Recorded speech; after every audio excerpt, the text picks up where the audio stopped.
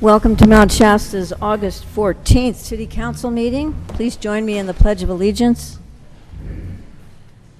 I pledge allegiance to the flag of the United States of America and to the republic for which it stands, one nation, under God, indivisible, with liberty and justice for all.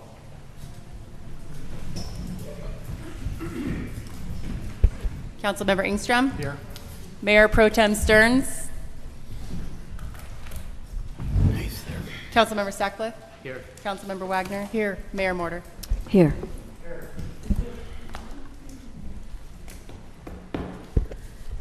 Okay, welcome everyone. Nice to see you all. It's been 3 weeks this time, I think, since the last meeting. I'd like to announce before we go to public comment that we are going to change the order of the agenda and put the chlorination and water systems update item first on the agenda. It may be better to hold off till after 6:30. I just spoke with Peggy Risch, who indicated that she told a lot of people we probably wouldn't get to that until after 6:30. Ah.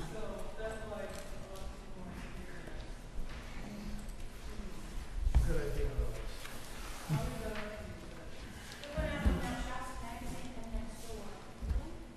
Of course, yeah. Well, I guess we better wait. Next time, don't do that. What happened here was as we looked into the chlorination issues, we realized there was a lot to report on, and there was a lot of concern on the part of those of you who live here. And we had no time to reorder the agenda, so we just stuck it on the end, knowing that I would do this. So, yeah, next time, please don't do that. I understand what you did, but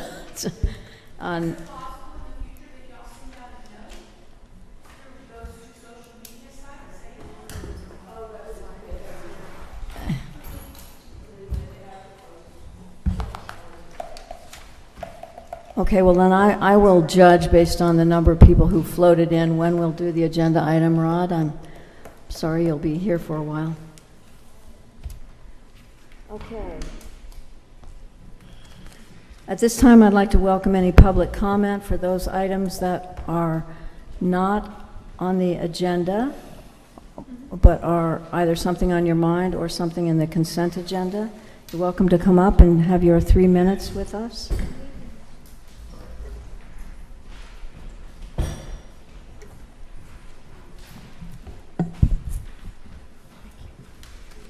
Francis Mangels, Mount Shasta citizen. My water bill was $90. And I'm having difficulty understanding, if we're saving money to send it south, why can't we grow our own food locally and have a cut rate for the months of June, July, and August when we're growing food around here? It seems a bit strange to me that we should send water south in order to grow avocados or almonds at 1 gallon for 1 almond nut, when I can take that 1 gallon and grow a pint of beans in my backyard.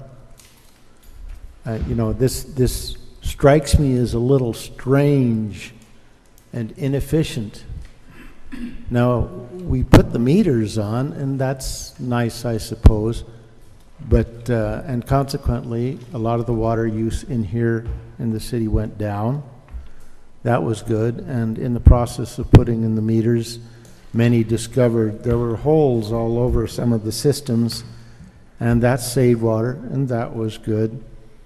But the fee structure should be reverse fee structure, which I have mentioned before. In other words, the people who use the least water should be charged the least per unit of water. Let's just say hypothetically in some town in the United States, the people who are using, like, say, 2,000 or 3,000 gallons of water a month, these people should be paying for water at a rate of maybe a tenth of a cent a gallon or something. But people who are using excessive amounts of water, once the amount of water starts to get, say, over 60,000 gallons of water a month, these people should be paying like a dime a gallon or something like that.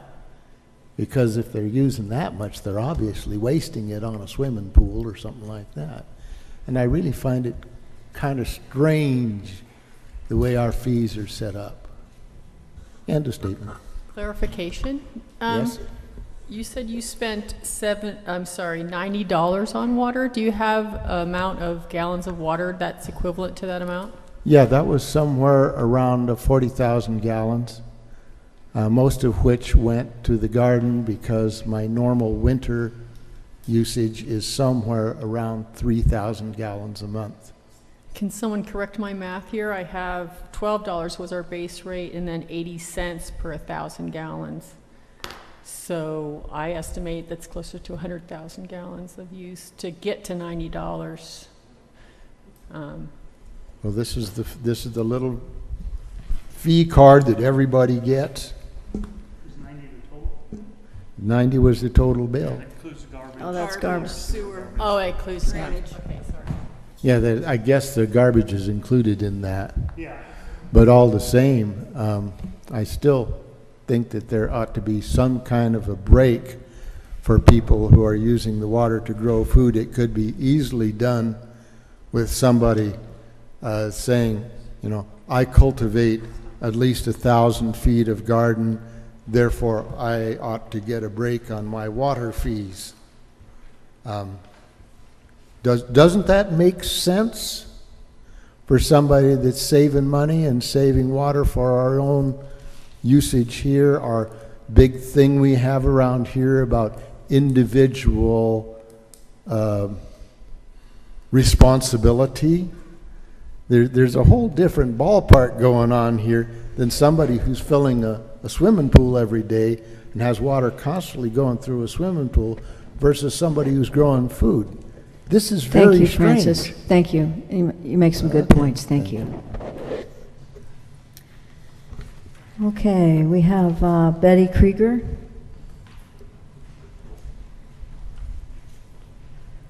Hi, Betty Krieger, Mount Shasta.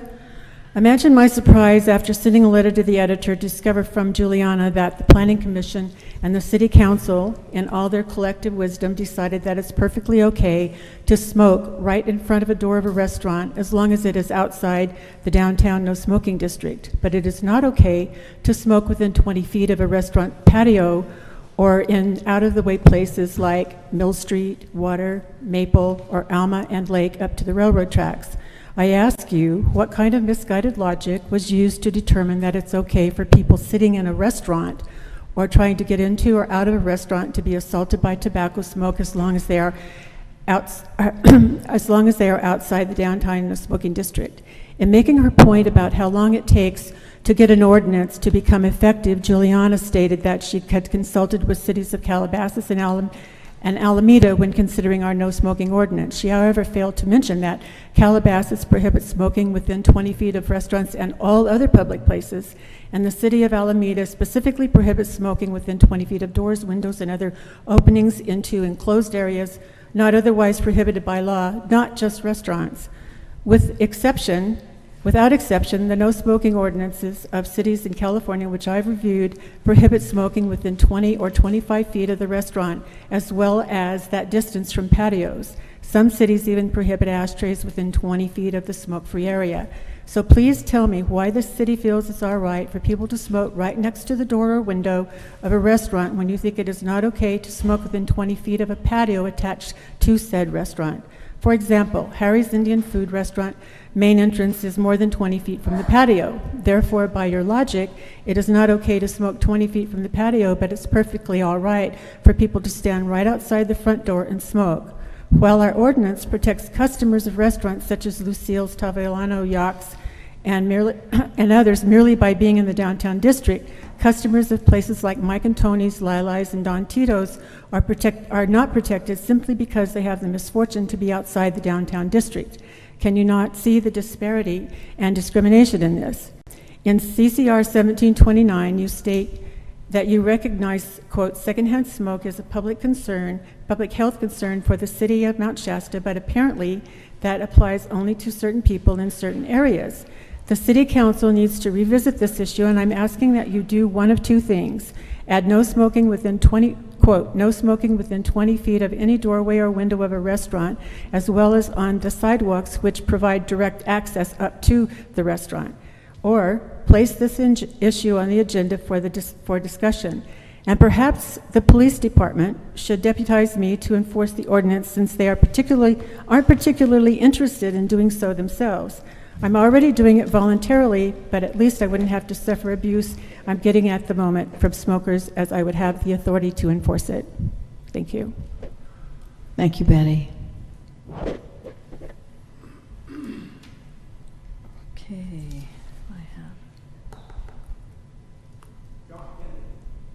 Oh, yes, it's John Kennedy. Come on up, John. Couldn't read your writing. John Kennedy, 709 Rockefeller, Mount Shasta. Anyway, when are we going to talk on the chlorination part? Well, we had it scheduled officially at the end of the meeting, and then I was going to move it to the beginning of the meeting, and was informed that a lot of folks knew that it was at the end of the meeting, so they're not here yet to make a comment. So I'm going to use my judgment. Okay. I'm going to just make a short comment on that before I start. Please don't start my time yet. Anyway. No, that doesn't go. It doesn't work that way, John. You're welcome to stay. Okay. I probably will do it at 6:30-ish. Okay, You're I won't welcome take to that stay long. to talk about that item. But my time's running now. Anyway, it was interesting in the fact that I'd heard that chlorination in your water tap is equal to the chlorination in your swimming pool. And I thought that was sort of interesting in the fact that I have a swimming pool, and I just tested our water coming out of our tap, and it's exactly the same as what my pool is supposed to be normally. But so I'm always curious is, where are people going to get fresh water? Do they come down here to the spring and get fresh water, or do you go out in the country and get fresh water? Well, you're welcome to listen to Rod's presentation and make a comment during that item. Okay, but the main thing that I wanted to talk about tonight was water and sewer rates. And the water rates, as far as I'm concerned, are pretty much okay. I don't say they're great, but they're okay in the fact that I think that we are the lowest around in the area, and what we're charging seems to be quite reasonable. But the problem we have is with non-residential sewer rates. As far as I'm concerned, we're trying to gouge the retailers or apartments, the non-residential people, with the gallons that they use in water when they're trying to keep their yards and areas nice and green, and they get charged a sewer charge for the water that they're using. And even with the break that we're getting at the Sportsman's Den, I think we ended up using 24,000 gallons worth of water. We have 4,000 square feet of area to water, and we got an allowance of, I think it's 15,000 gallons or 13,000 gallons. So we're still getting charged $60 for gardening that we really shouldn't be getting charged for. Because you take the 13 away from the 24, we're still 11, and they charge you $30 for every 5,000 gallons worth of water that you use. Okay? And there are places in here that have kept their places real nice. The secondhand store that's next to the restaurant down here at Lily's,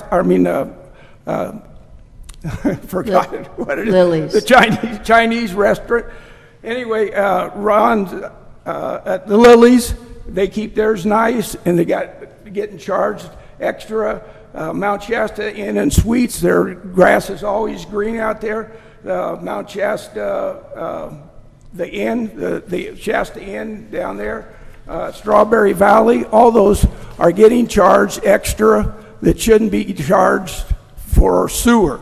And I'm just sorry to see that that's happening. I really think we really need to take another look at the way we're being charged for that, okay? Thank you, John. I've got one other question. I heard tonight that you might be talking about the property across the street. I'm going to ask for an update on staff comments very soon. We can't talk about that, though, huh? You're over your time, John. Yeah. Thank you. You can comment next time. There'll be time. Okay, I think that's it. For those of you who've signed up, are there others of you who'd like to offer a comment for something that's not on the agenda? Okay, then, moving right along. Oh, I'm sorry. Hello, John. Come on up. You have the standard 3 minutes to share with us. Good evening, ladies and gentlemen. My name is John Delamico. I've been around the community for a while, and I have an article here. It dates back to May 23rd, 2007.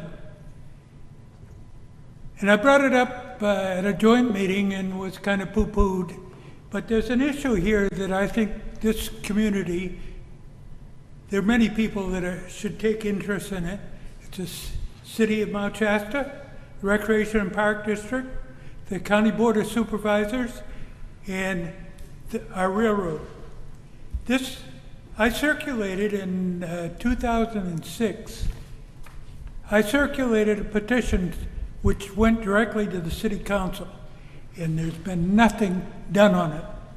And I'll read the first paragraph. Thank you, actually, Paul Borgia. Was a real fine gentleman, and we really miss him. But his opening statement for me was, for years, Mount Shasta, John Delamico, has gone before the Planning Commission and the City Council to ask for emergency access road to be put through to the city park from Kingston Road. There shouldn't be any problem at the moment because I understand the land trust owns all the interceding property.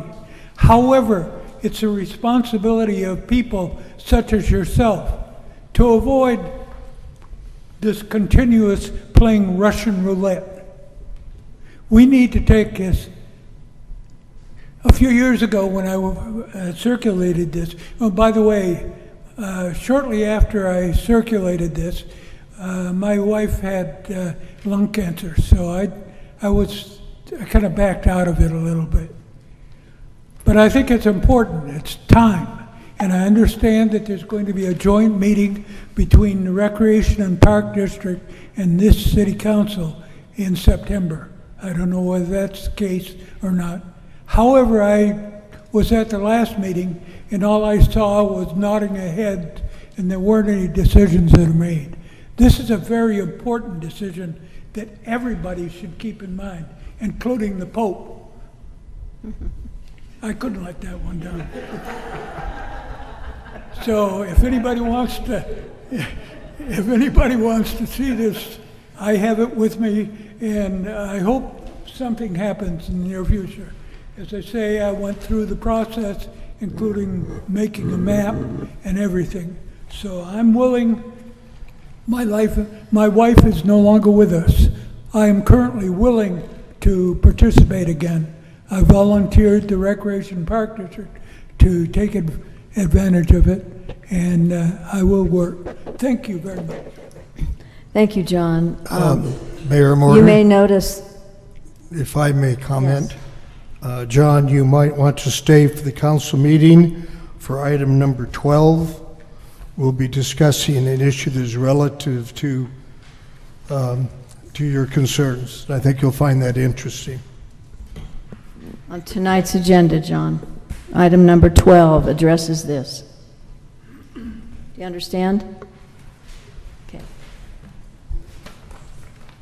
Okay, I'd like to move on then to the consent agenda.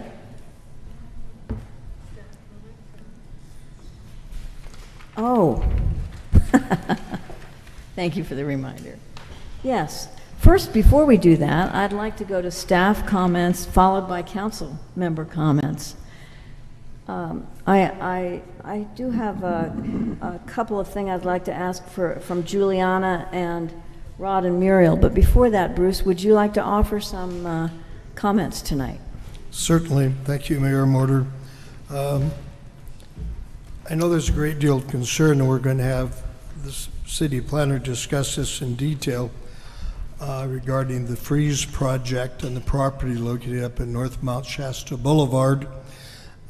That project is a project that started before Ms. Lucchese actually became the planner here and is continuing on. At this point, people are concerned that we're about to approve this project. This project has not been heard by the Planning Commission, is not scheduled for the Planning Commission. It is only going for the Planning Commission for determination of adequacy of an environmental document. In a moment, Juliana can discuss that further. In addition, since our last council meeting, we're happy to report that the motel referred to as the Nest has now actually closed escrow.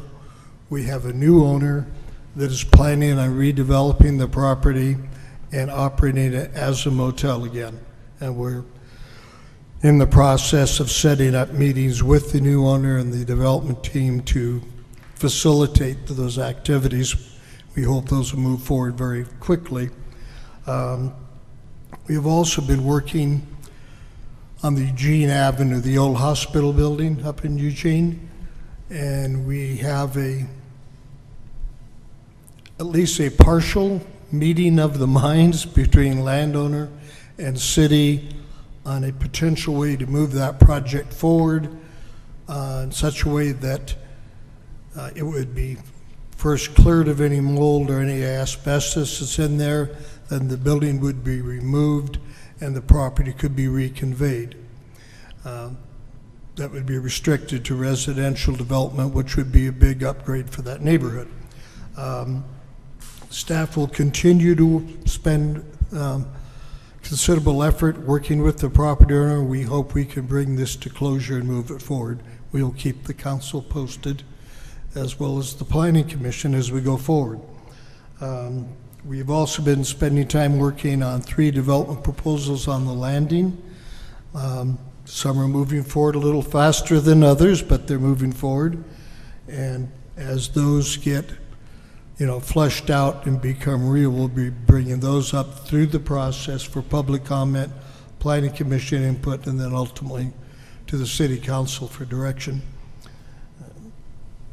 We have also been working with the Chamber of Commerce, and we are in the process of scheduling meetings with the business community to basically work on strategies for bringing new businesses to Mount Shasta and for strategies we might employ to help existing businesses stay in Mount Shasta. So those are the reports I have tonight, and if Mr. Kennedy would be so good as to stick around so I can talk to him about that, I would appreciate it. And other than that, I would like Ms. Lucchese to discuss in some detail about what she's been doing with the freeze application. Thank you, Bruce. Good news. So the planning department, when we receive development plans and things like that, in the past we've done collective meetings. We call them pre-application meetings where all of the department heads are present. Normally what we do there is it's Rod, Dave Smith, the building official, myself, Matt Mello, and we usually all sit around and discuss the preliminary concept of the plans. We normally come up with, you can't put that there because of fire turn lanes. You need to have adequate access. We usually try and do some preliminary instruction.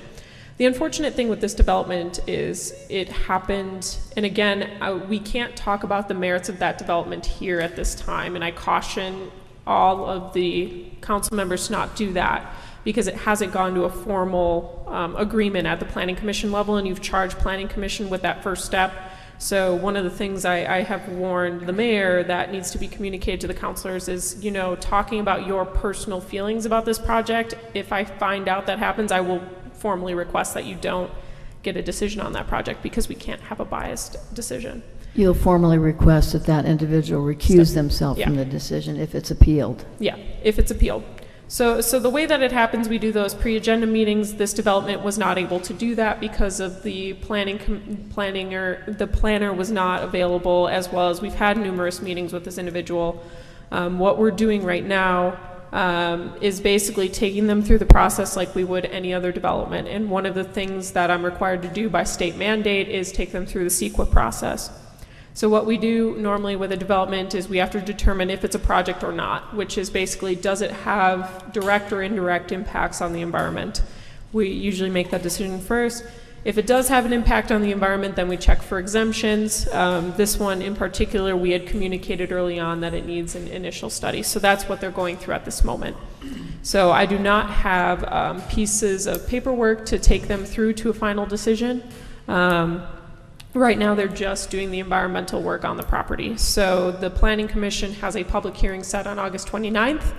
They will review the final initial study. Right now, we're in the public draft of the initial study. We elongated it a week from requests from residents. And so it will be due this Friday at the end of the workday at 5 o'clock.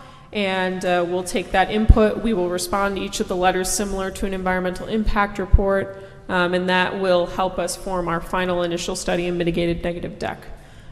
So we'll be presenting those, and then what the Planning Commission has to do is say, is this an environmentally adequate document? Yes or no? If they say yes, then I'll say, you know, we've done the environmental review, and then we'll go back to the application.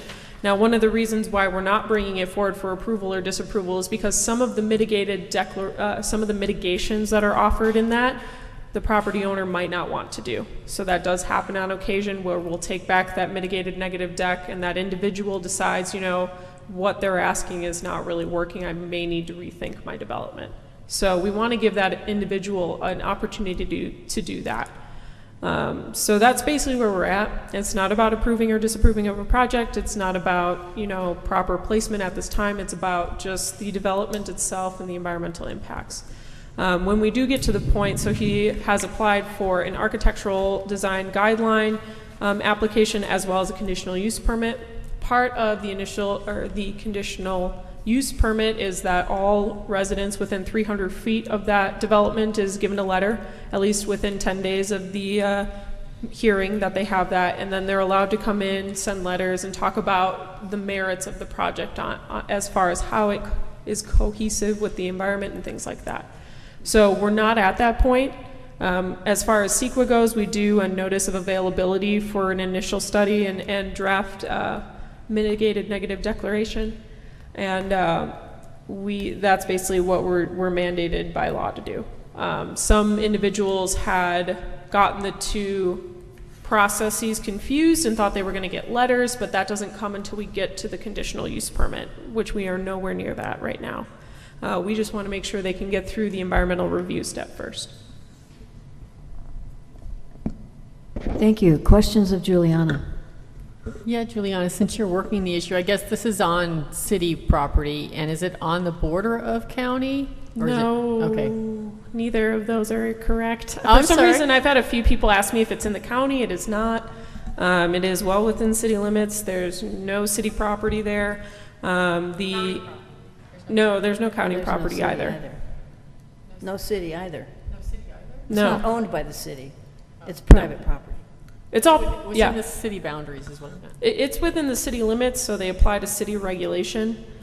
So that's why, I guess for edification, for what Bruce is talking about with the landing, we normally bring developments through the city council because it's city-owned property. For every other private developer, they stop at Planning Commission because you've given the Planning Commission authority to oversee the rules and regulations that you approve. So ideally, this would never come to the city council. The only way that this development would come to the city council is if someone or the applicant were to appeal the decision of Planning Commission. That's the only time city council would hear this.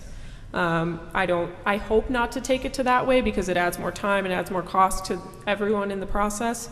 But that's usually when the city council is engaged in this circumstance. Other questions of Juliana? I have just a quick one, Juliana. Would you explain what the zoning is and the parameters of that zoning? Sure. The C2 general commercial is kind of a half area between the employment center as well as the C1 downtown commercial as I see it. Again, one of the things to point out is that every planner interprets a little bit differently. One of the things that we're able to do, though, if something is not explicitly noted in the zoning code, we are able to do a conditional use permit because it gives the planning commission, who's to oversee that zoning code, discretion. And so that's what we did in this case. So it doesn't explicitly say warehousing or car wash, but taking a look at where all the others are located in the city, we determined that they should at least go through a conditional use process to see if that would be permitted in that location.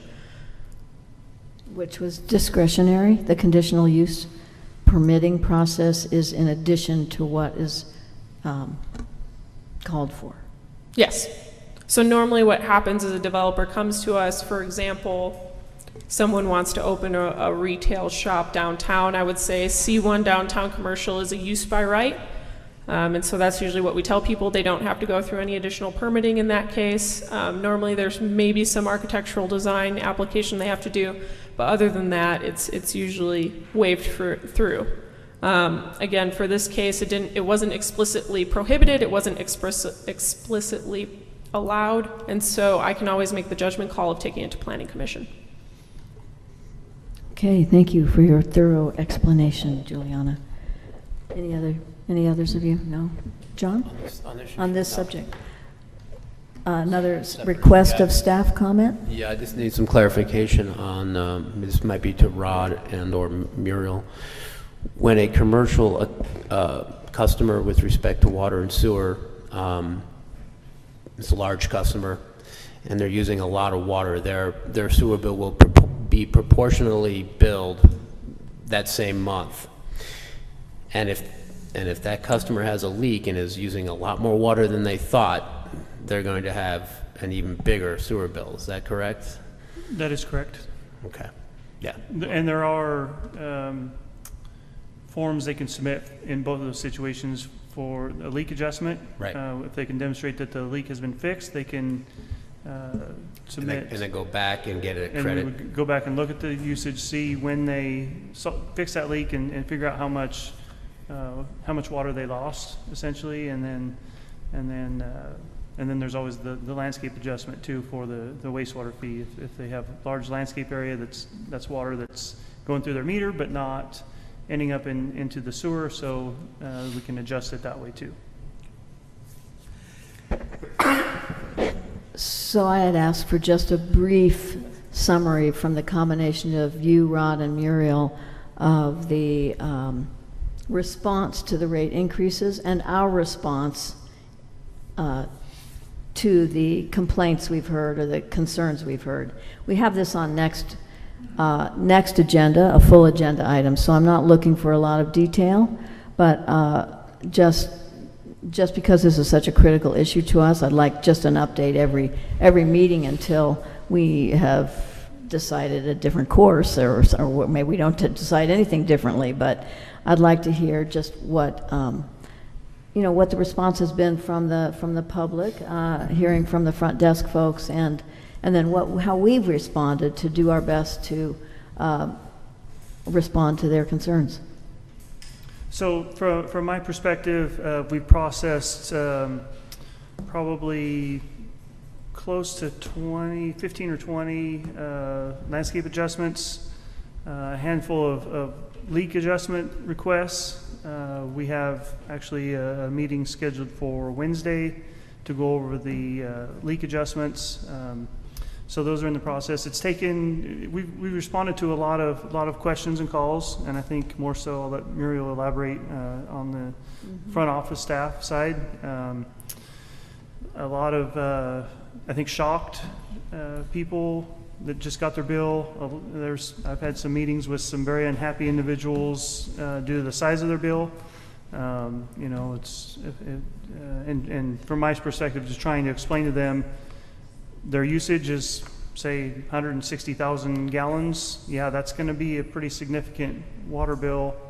And then if all that's going into the sewer, they're going to have a significant sewer bill as well. So there's been some effort, a lot of effort to educate how things are going. We've done a significant amount of meter profiles where we send the crew out to address meter issues, identify part of the leak adjustment policy process is to evaluate those meters and look at that data. Probably 20 hours a week, rough guess, for our public works supervisor in the field, responding to a lot of these issues. So yeah, it's been pretty extensive as far as responding to people since the first bills went out. But I think Muriel can offer her perspective on the front office staff, which. Thank you. Yeah. From the finance perspective, we worked very hard to be proactive before we even did the conversion to where billing actually changed and went out. There were high usage reports that we could get out of our billing system to see who was actually using a great deal of water, and for those people we actually sent out hundreds of notifications to them on a monthly basis to let them know that when the actual bills come out for the new charges, that to expect that their bill would be very high and that they should probably be looking to see if they had a leak or if there was something else in their system that they needed to take a look at and get taken care of before the actual change in billing happened. We had mailings to every single user as far as how to calculate what their usage would look like on their bill, to where when they could look at their billing to see how much water they had been using, they could calculate what the amount of their bill would be. As far as once we did do the conversion, we actually sent out bills. We hired a part-time person for the month of June and for part of July to help with the phone calls and with any questions at the counter as people came in, to try to ease people's minds and to help them through calculating their water usage or any other types of usage.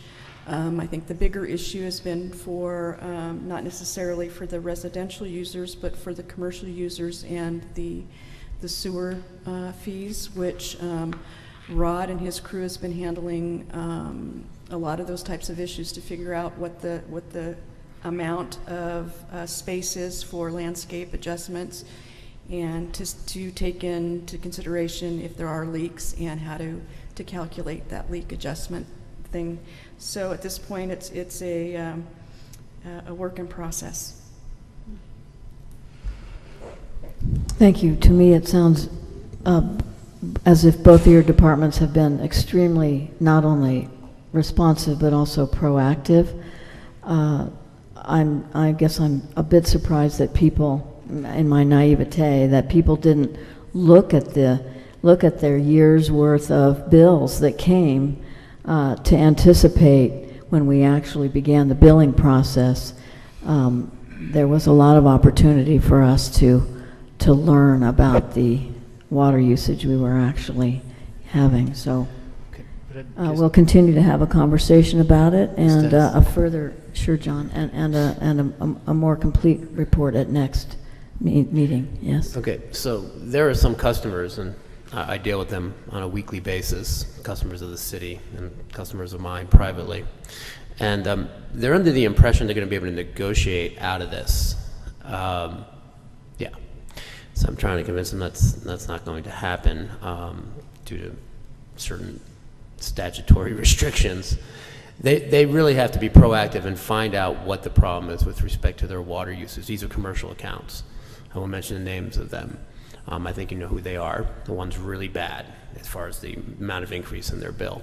And they have to be very proactive and try and find these leaks and work with these adjustments for leaks and for landscaping. If they don't do that, we're not simply going to cut them a credit, right? I mean, that is just against the rules.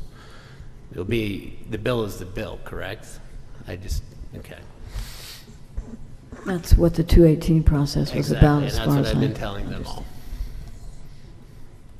And to speak to perhaps varied rates for usage, that's against the law. We can't charge different rates for different amounts of usage. The water rate that we have is for, it's the 80 cents per 1,000 gallons, whether you use 1,000 gallons or 200,000 gallons, that's the rate. So it's a matter of that person's choice to determine, you know, if they're going to fill a swimming pool or whatever the case may be. That would be their choice as far as using large amounts of water for those types of things. Thank you, Barbara. Just a quick comment. I just wonder, is there an opportunity to help a business who can reuse their water? I'm thinking specifically about like a car wash or a laundromat, to help them modernize and save water. I guess to answer that, car washes are mandated to recycle some of their water anyway. As far as assisting with those businesses to do that, there are a number of incentives that at least I've looked at in my office for water reuse.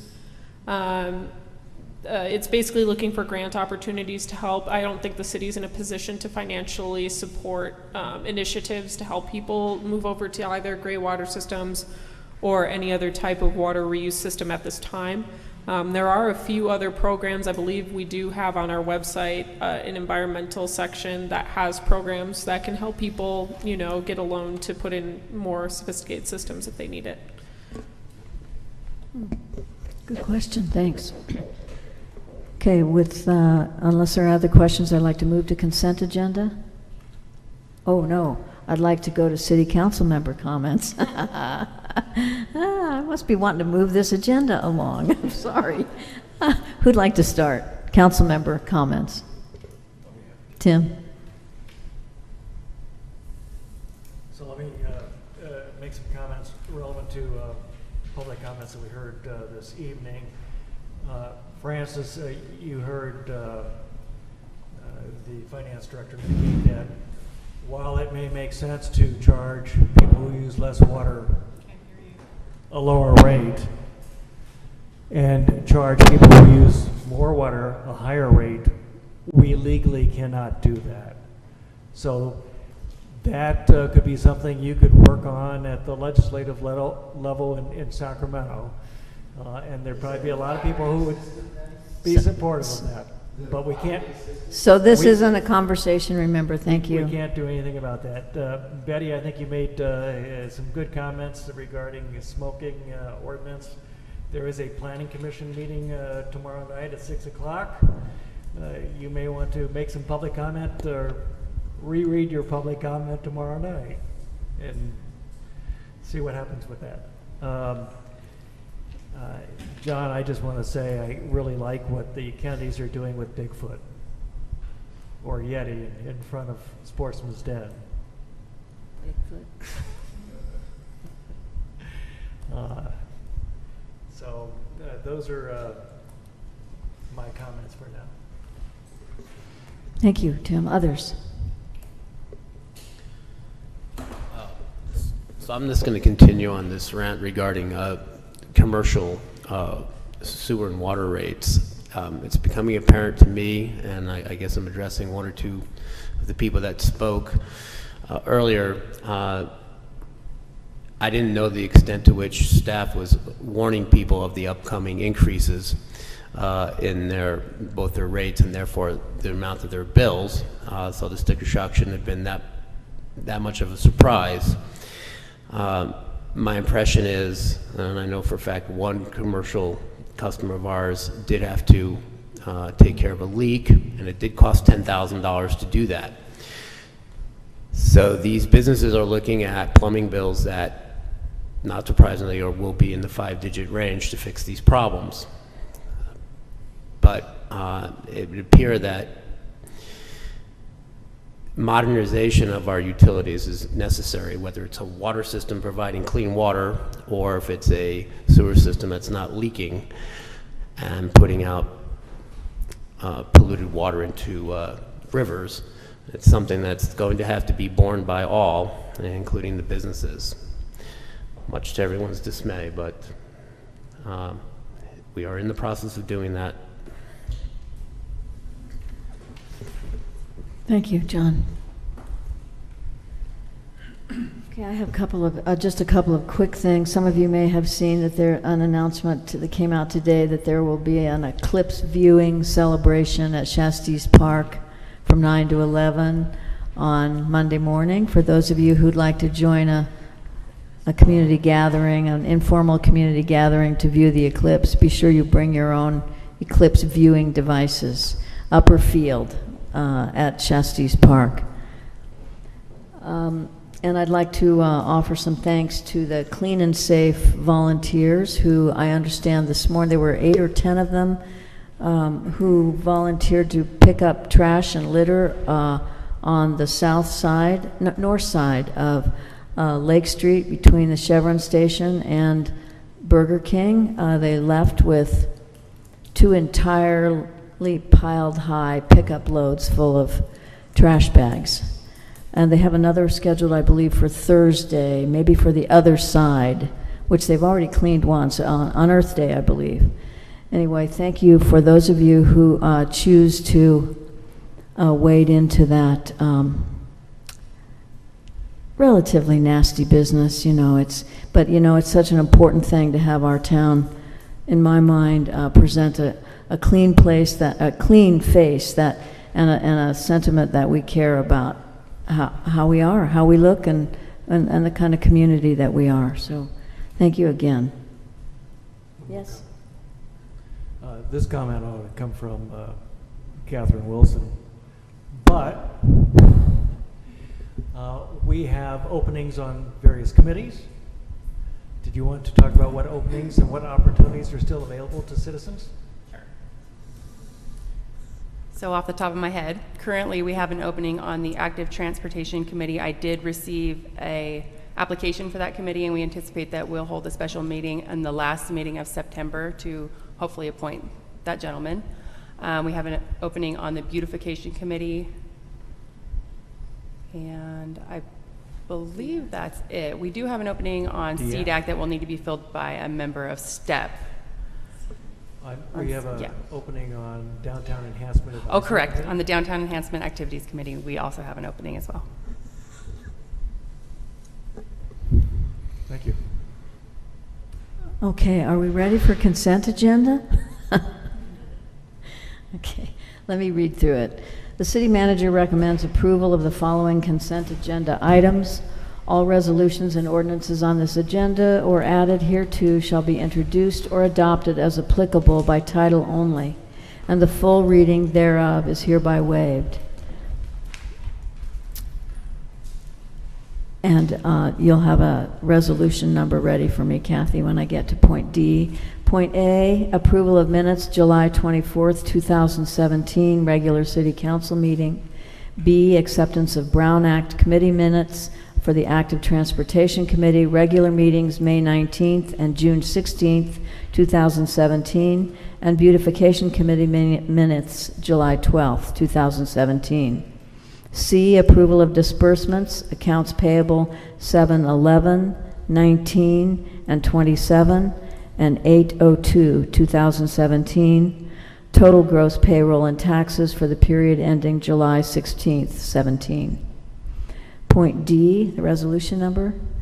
CCR-17-49. 49. Approval of resolution CCR 17-49, approving an agreement with the California Department of Forestry and Fire Protection for grant funding and authorizing the fire chief to sign and execute said agreement. And point E, to direct the city manager to sign a letter in opposition of Senate Bill 35, which is related to housing. Is there a motion? Move to approve consent agenda items A through E. Second. All in favor? Aye. Aye. That's unanimous. Yeah, just a quick comment. There was like a $2,500 reimbursement fee to Tim Stearns that said for parade, the 4th of July parade. but it actually included other items besides that. So just wanted to clarify that. Okay, moving now then to, I think I'll go next to the item that says number 8 on your agenda's public hearing, authorizing the special assessments for the fire department equipment funding special tax for the 16-17 tax roll and authorizing the mayor to execute the certification. This is a public hearing, so we'll hear first from the staff report. Staff, Muriel? Thank you, Mayor and Council. This is the special assessment for fire tax equipment that is placed on all property owners within the city of Mount Shasta. There's an $8 per year for unimproved parcels, $24 per year for improved parcels, and $36 per year for commercial parcels. This started back in 1994, and this has come to council every year since 1994.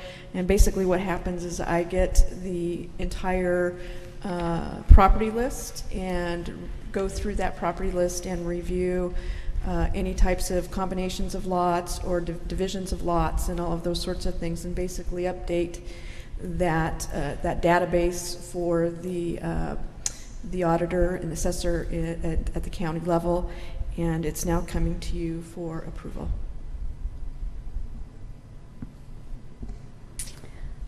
Thank you. Any questions of Muriel from council members?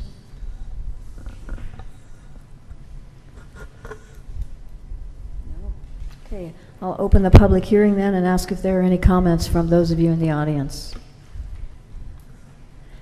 Seeing none, I'll close the public hearing, and we'll have council discussion if there are any comments. I was going to Hearing make a none. motion. I'm sorry. Hearing none. Okay. I thought I'd read You wanna the make it? resolution name and then have one of you say so move. Move. Are you ready? I'll move resolution, Okay. approval of resolution number CCR 17-50. A resolution of the City Council of the City of Mount Shasta authorizing the special assessments for the fire department equipment funding, special tax for the 2017-2018 tax roll, and authorizing the mayor to execute the certification by title. Second. All those in favor? Aye. Aye. Okay, unanimously approved. Thank you. Okay, I think now I would like to go to Rod's item on the water system and chlorination update. Go ahead, Rod, with staff report. Thank you. So what I plan on doing is just providing a real brief overview of kind of the events that transpired starting from the beginning. So on the 24th of July, we took 6 routine water samples. They all came back present for total coliform, which again is a violation of the maximum contaminant level, MCL violation. We've had 11 of those over the last 3 years. Those samples that came back positive for total coliform triggered a couple of things. Repeat samples within 24 hours and the Tier 2 public notification of the violation within 30 days. We collected the repeat samples, and that's where we had the tank 1 test positive for not only high amounts of total coliform, but also E. coli. So that triggered, obviously, the boil water notice that was issued on the 27th at about 11 a.m. I want to just add that the whole city pretty much stepped forward and really dramatically improved our response time to this. We had the state give us the boil water notice language in a timely fashion, but the police department, fire department, the volunteers, the finance department, city hall staff, everyone stepped forward and really helped out, put this notice out as quickly as possible. We really hit all of the items that we did the previous event, but we did them much quicker and more efficiently. So we got water out immediately, and it was really a good demonstration of the level of commitment the city staff has, as well as the level of training that everyone's received in the incident command system, because that's really how how this thing was run, like an incident. So I just want to reiterate that really everybody came together and kind of did the best we could with the response, and it was an overwhelming response to this incident. So once the notification response got underway, we immediately began investigating the issue. We got our city engineers up here.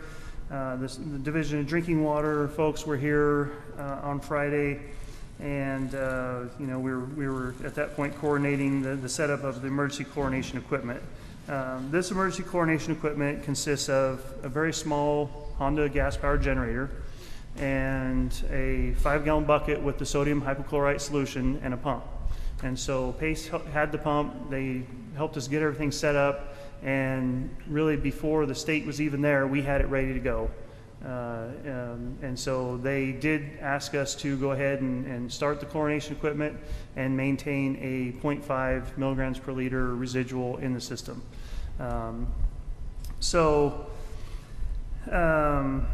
And then the boil water requirement, because we were able to chlorinate the system, was lifted on Saturday. And so another code red notice went out for that. So through the weekend, staff monitored the chlorine residuals a couple times a day, and the chlorination equipment about every 5 to 7 hours, because it's it's only the 5-gallon bucket of solution only lasts so long. There's only so much gas in the generator. It pretty much did and continues to require around-the-clock maintenance, and so that's kind of the schedule we're in right now. Hundreds of hours of overtime are being put into monitoring this emergency equipment. Rod, did you say every 5 to 7 hours? Yes, that's correct. So each time we send a crew member out, it's 2 hours on call, and they have to actually go to the site, fill the generator with gas, make sure there's plenty of sodium hypochlorite solution in the system for the chlorination. So it was quickly determined that tank 1 was the issue. So we made the decision just to shut it down, close all the valves, isolate it from the rest of the system. And I believe that happened on that same Monday. Then we started working on actual physical disconnection of the tank, not just closing the valves, but actually digging up the pipes, disconnecting them from the rest of the system. So physically, this tank cannot touch the rest of the system. So that's what we worked on. It did require extensive excavation at the Quail Hill tank site to actually dig down to the lines, find them, get the appropriate parts from our supplier in Reading to be able to disconnect these pipes. We also made extensive effort to not only disconnect the pipes, but also disconnect them at a location where it wouldn't create dead-end lines in the system. Dead-end lines means stagnant water, which means you could have potential for more coliform violations if that water isn't moving. So it did take quite a bit of time, but by August 10th, the tank was completely disconnected from the system.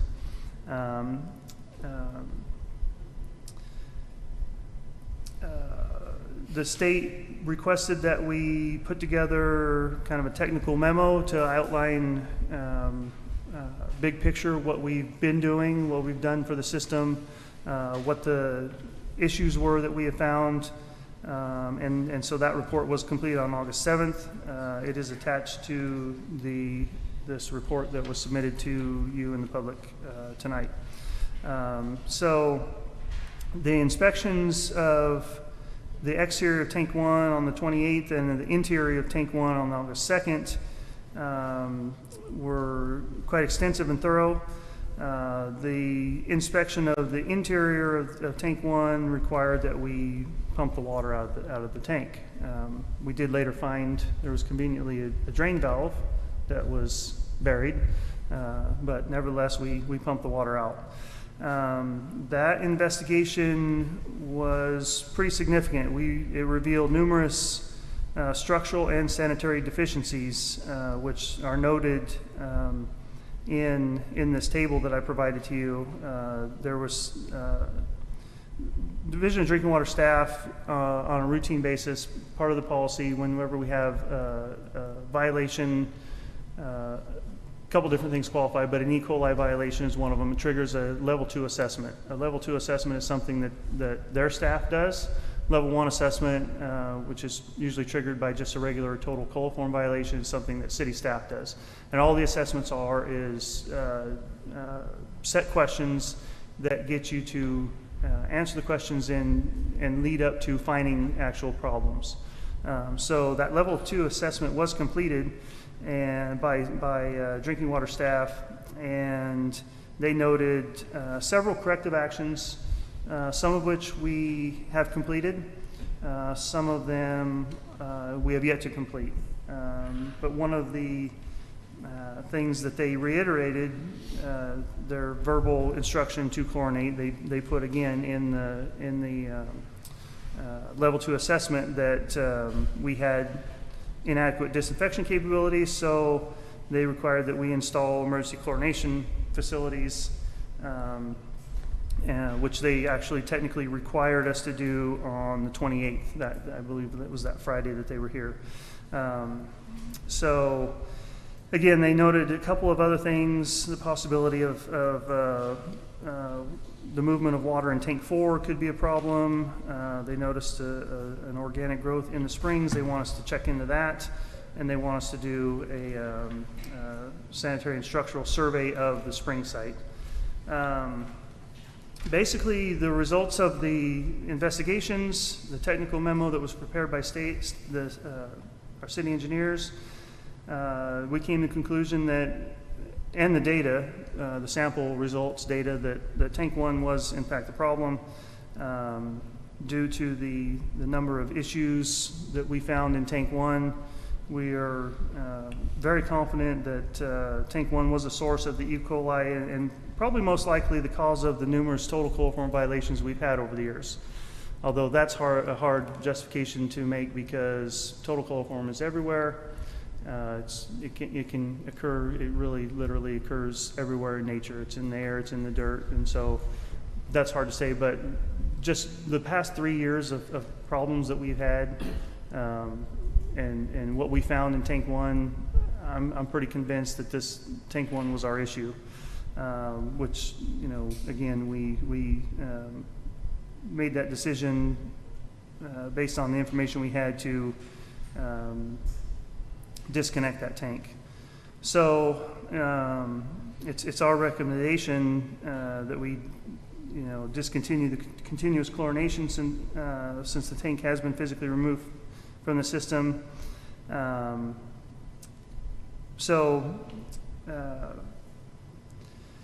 of an update as to where we're at now. Since I wrote this staff report, we have sent a letter to the Division of Drinking Water staff requesting that we discontinue chlorination, citing several examples, the numerous structural and sanitary deficiencies we found in tank 1.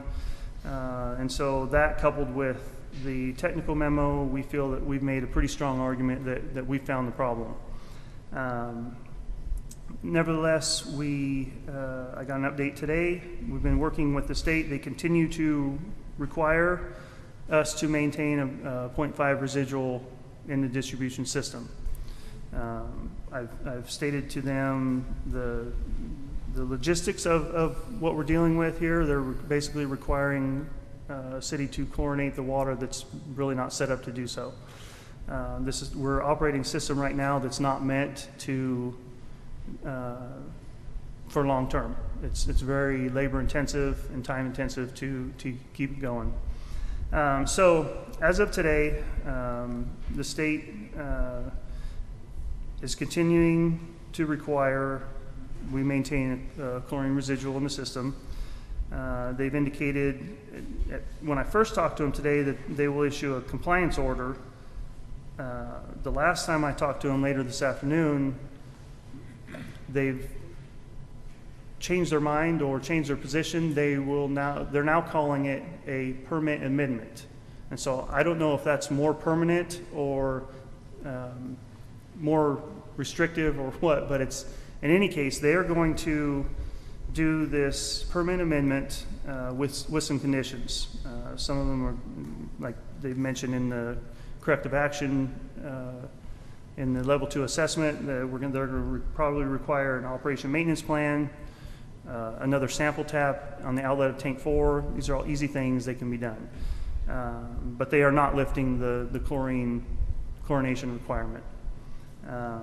We have appealed to them verbally, but they've stated that at this point, the drinking water staff that we're dealing with are dealing with their bosses. So it's, you know, my communication person, the person I'm in contact with is answering to his boss, and actually his boss's boss. And so I'm getting this information through him. But he has indicated on both phone calls today that we're going to have to maintain this chlorine residual until all these items are accomplished. They expect to get the permit amendment to us in the next day or two, and then we would know exactly what they're going to require. And for me, I need to know how long term this is going to be. Rod, are you saying permanent amendment or permit amendment? Permit. Our drinking water permit. Yeah, we have a permit with the state to operate our drinking water system, and they're going to do a formal amendment to that permit and require these certain things. O&M plant, continuous chlorine, whatever else they're going to throw in there, we don't know yet. I'm assuming that some of the things they're going to put in the permit are the corrective actions that I've noted in the report, which, you know, other than the chlorine thing, those are all real simple things. They do want a structural and sanitary survey of the springs. That'll take some time to get that done. But however, I did request, so I want to take a step back. The letter that was drafted last week was sent to them via email on Friday. It, of course, went into their junk email folder, so they didn't get it before they had the conversation with their boss. I was greatly disappointed to hear this today, so I pleaded with my contact in Reading at the Division of Drinking Water to pass along our letter to his boss and run it up the ladder and see if there's a way we can lift this chlorination based on the results of the finding and our letter requesting them to do so, and kind of our justification why we feel we're able to do that at this point in time. He did that. I didn't get a conference call today. I hope to get one tomorrow. It's my intention to have the city manager, the mayor, you're more than welcome to join us. But I want to talk to this division chief or whatever, or the state, and just kind of, you know, have that conversation with him before they actually issue this order and see if there's anything we can do. I've proposed that we discontinue chlorination. The main reason, or one of the main factors that I think is important to note, that as long as we're chlorinating, we don't know for sure if we've solved the problem in tank 1, because chlorine will mask the problem. Essentially, if you're chlorinating, you could still have an issue, but you don't know it. So I want to know for sure that we've discontinued this. So I propose that we turn off the chlorination and collect samples every single day for a week, 2 weeks, 3 weeks, whatever it's going to take to establish a history of clean samples. That's been proposed to the boss, and I hope to hear something by tomorrow. That's kind of where we're at. There's several arguments for, in my opinion, and for lifting the chlorination. In addition to all the smoking guns, if you will, that were found in tank 1. Which to me is significant justification for the removal of chlorination. But in addition to those facts, the one I just stated, chlorination masks the problems. We're not set up for continuous chlorination.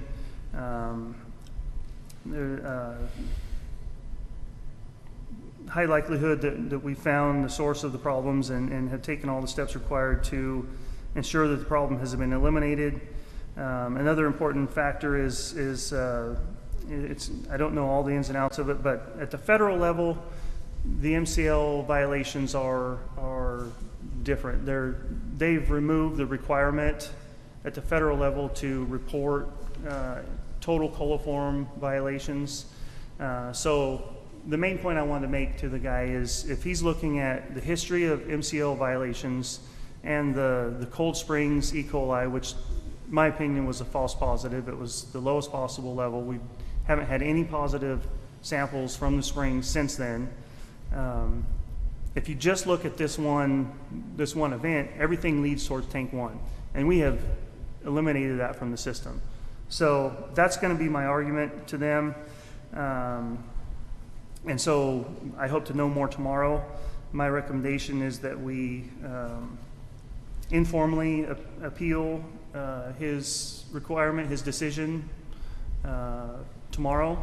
And then if they do put it in writing, that we go through the formal appeal process through the proper channels, through the State Water Resource Control Board. The permit amendment will go through their process of going to the board and all that, and we will have opportunities to appeal that. And so that would be my recommendation. So logistically, if chlorination remains a requirement, I need to make some immediate upgrades to the system we're using right now. I don't want to continue to operate the system as it is. I want to, instead of pumping out of 5-gallon buckets, I need a 55-gallon drum of this stuff to pump. Instead of a small Honda generator, we need a larger gas-powered generator to run this thing so it's more self-reliant and more reliable and will last longer. Those are some immediate actions I need to take based on once we get this in writing from them, we can kind of move forward. At that point, we need to make a determination about the emergency chlorination equipment that was a budget adjustment was passed a while back. That system is a step up from what we're using right now. It would be in a building. It's easier to operate for a long period of time. It's still only really designed for temporary, short-term, week or two type situations. If we had to run this thing for a year, it's not ideal. We don't have redundant systems built into it. We don't have the level of telemetry, control, monitoring that we would like to see in like a permanent type situation if it was going to be used for a year or so. So depending on how quickly we think we can meet these requirements, I would probably recommend that we move forward with the emergency chlorination equipment in the kind of near to medium term solutions. My assumption is that something like that could always be used as a backup or an emergency if larger, more permanent solutions did go in. If this, and this is down the road, but if this turns into more of a permanent, we're going to have to disinfect somehow for longer periods of time, I would recommend that we at least do some kind of some level of feasibility study as far as what treatment option to consider. Off the top of my head, if I had to make a decision right now, I would opt for UV. It wouldn't have the chlorine taste, it wouldn't have the disinfection byproducts. It's much safer, it's more capital up front, but it's, it would kind of preserve the integrity of our water, so to speak. We wouldn't just become another California city that chlorinates their water.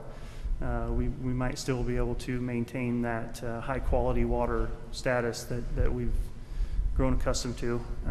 But that's something that's going to that will yet to be seen how we have to handle that. But that's kind of thinking down the road. So with that, I think, at this point I can just do my best to answer questions. Before we go to questions, I'd just like to indicate to those of you who walked in, I believe there are extra copies of some of this material on the back table, if you'd like to grab a copy of it. And otherwise, we'll go now to staff or council comments. Questions of Rod? Questions? Yes. Thank you. Rod, you may want to put Tank 1 in perspective, or the problems with Tank 1 in perspective, as compared to our other tanks. How is Tank 1 different than our other tanks? And what has the city already started doing before this issue arose? Yeah. So Tank 1 is probably 50 or 60 years older than the rest of the tanks. It's a buried concrete tank. It's been scheduled for replacement for years now. It's been, I think, identified in our last 2 master water plans. We finally, through the Clean Water State Revolving Fund program, got funding. We're currently in the planning stages of replacing that tank with a new steel water storage tank that's twice the size. Will be the same size as the rest of them. But yeah, so we are in the process of replacing that tank. It's our Tank 1 / Roseburg Water Infrastructure System Improvement Project that, again, we had the planning money for. Our next step is to apply for construction funding, which we are in the process of doing. Best case scenario, we're not building a new water tank until next summer. Next summer. Yeah, we still have to go through the design and environmental process, so and I mean, there's just no time left to construct a project like that before this winter. So, following up with that, you've taken Tank 1 offline. It's not in the system at all. It's our smallest and oldest tank, I think 200,000 gallons. Correct. And how is the city in terms of fire safety without that tank? Yeah, we did look at that. A little bit worse off they modeled it at 3,500 gallons a minute for 3 hours, I believe, and we still had a little bit of capacity left. At 4,500 and 4 hours fire flow, we were in the negative. However, there are certain parts of the system where even if we had 6 storage tanks up there, due to the limitations of the system, we wouldn't be able to get that fire flow. So it's not necessarily a function of the tank inadequacy, it would be the system. So we are a little bit under fire flow at 4,500 gallons a minute for 4 hours. However, our backup plan would be to use the wells in those cases. Yeah, and we have substantial water flow from the wells, do we not? I think the total between the 2 wells is 750 or 800 gallons a minute that we can add to that. So I've communicated that with the fire chief, provided him with the engineering documents that analyze this, and I believe we're in pretty good shape. Okay. And lastly,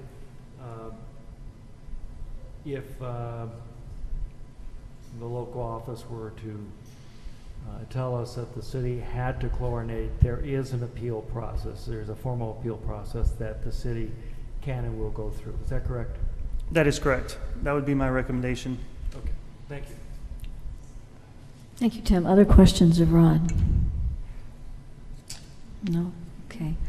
I have, could you describe Tank 1 for the audience's benefit? Just describe it. Well, why are we having trouble with it? Sure. Tank 1 is a buried concrete tank. It's approximately, its water level capacity was about 10 feet deep. The rest of the tanks are 25 foot tall. This one is built, it's surrounded by dirt. It's concrete walls, concrete bottom, concrete top. When we did the inspection, we found numerous cracks, water intrusion, so all the water that hits the roof can seep into all the many cracks into the system. There's evidence of root infestation in there, rodent nests, signs of rodent activity, things like that. So it's in really bad shape. There's parts of the concrete ceiling are starting to fall off, and they're laying in the bottom of the tank.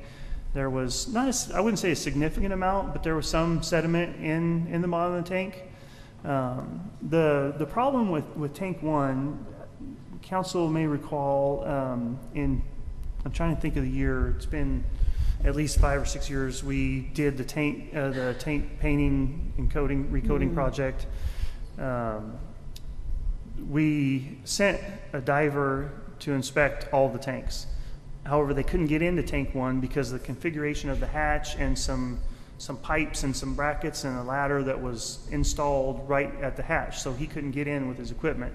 So we weren't able to do a thorough investigation of that tank when it was in service.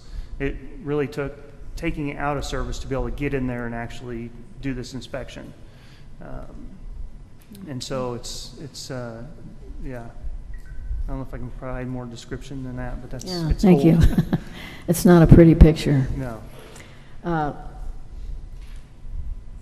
As you said, we approved installation of the emergency chlorination system last meeting, I believe. When do you anticipate, assuming we move ahead with that, given the current negotiation, that would be complete? Yeah, we did put that on hold, not knowing what they were going to require. If they're going to require something more permanent, maybe that's not the best use of our money, so that's why we kind of held back a little bit. Once we proceed and start this project, 2 or 3 months, we can have this thing built. 2 or 3 months. Really, it's a matter of lead time for the equipment that we're ordering. As far as building the simple wood frame structure that we're building, that's going to be easy. Our crews are more than capable of building that in a matter of a couple weeks. So certainly before snowfall. That would be the intent, yeah, definitely before. So we need to, as soon as I get this in writing, the permitted amendment, I can analyze it and see what they're going to require and make a recommendation as to whether or not to move forward with this. Thank you. My last question then is, depending on what we get back from these Division of Drinking Water folks, you mentioned the need to direct staff to perhaps get a bigger container for the chlorine, a better system that would help us do what we're required to do. That sounds like we would need a special meeting to do that. That's something I can do. You can do without that. council approval. I don't need, that's just a matter of going to a vendor that we already use for the wastewater treatment plant, telling them we need 55 gallons of this product, have it delivered. These immediate modifications to the existing setup, what we have right now, is something I can do just administratively. Okay. And in the morning. This is my first time wading into this, but I wonder if it would be smart to approach our Senate and Assembly members to speak on our behalf in this situation. Have we any experience with having done that in the past? Anyone know? There are times where we've contacted our representatives to assist on some issue. On this particular one, I think that staff is taking the right approach in terms of the testing and the city engineer's report. So I don't think you're going to find representatives going against scientific evidence. By statute, if we do have clean water, and we can show we have clean water, we are exempt, I think because of our size, from chlorination. is the issue of showing that there is not the need for chlorination for public safety, public health. I thought the size of the community was at 2,500. Where did I read that? Don't know. I don't The know. exemption for chlorinating for a community of 2,500 or less? No such thing. No, No such thing. no such thing. Not that I know of. Okay. Maybe it's fluorine, yeah. Okay, well, thank you. I'd like to go now to public comment regarding this issue. I have several folks who've signed up for it, and those of you who haven't signed up will also have an opportunity to share your comments in your 3-minute slot with us. First off is John Kennedy. Do you have? Okay. Thank you, John. Thank you. Rosalind McCoy. Thank you, Rosalind McCoy, Mount Shasta. One thing I would ask, Rod, is when you get the report, if you could post it online so we also could see what the Water Quality Board is asking us, the city, to do. That would be really nice to stay informed. Another thing is maybe to offer to the Water Quality Board that we would initiate a boil water procedure while we stop chlorinating, and so we can see exactly if there's issues or not. It might be a negotiation that we can go through. I do remember when you gave the reports about the painting of the tanks, and I really wish that you would have told us then that that tank 1 couldn't be inspected, and to have given us all the information then. Having a state of our infrastructure reports, knowing what our water is happening with it, I think is extremely important. I'm really glad to have this amount of information. I see that we had a positive E. coli in well 1. Page 8. So that it brings up a question of, if it's just tank 1, why would we test positive in well 1? Are you looking at the table? Yeah.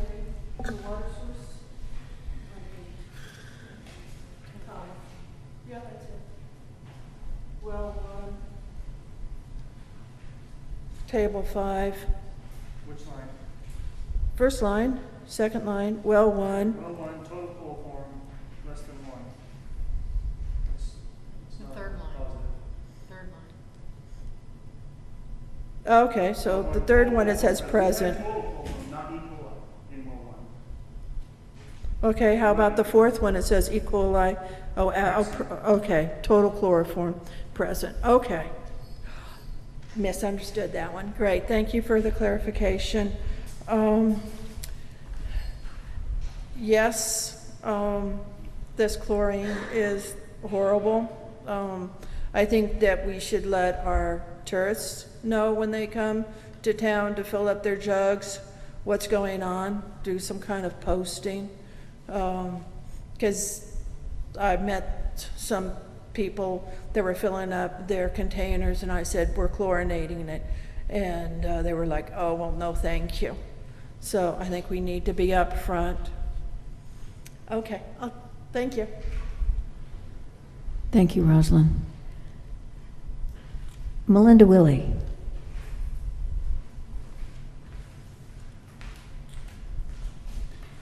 Melinda Willie, Mount Shasta. Rod, first I want to thank you for all the due diligence you've done in writing the report. This is a very complex issue, and I know it's disturbing to a lot of people in the community. I, for one, bought a house here because of the wonderful water I'd been drinking for 35 years coming to visit here. Luckily, I have a well, so this isn't affecting me directly, but it does affect all the tourists that come, all the people that come to visit here, because we have the best water in the world. So I really support the City Council and Rod to work with water people to get us back to where we were, so we do have the best water in the world, and that does not include being chlorinated. I recently came back and I was very impressed with the red alert system. I got it on my cell phone, I got it on my landline, and I got it in my computer.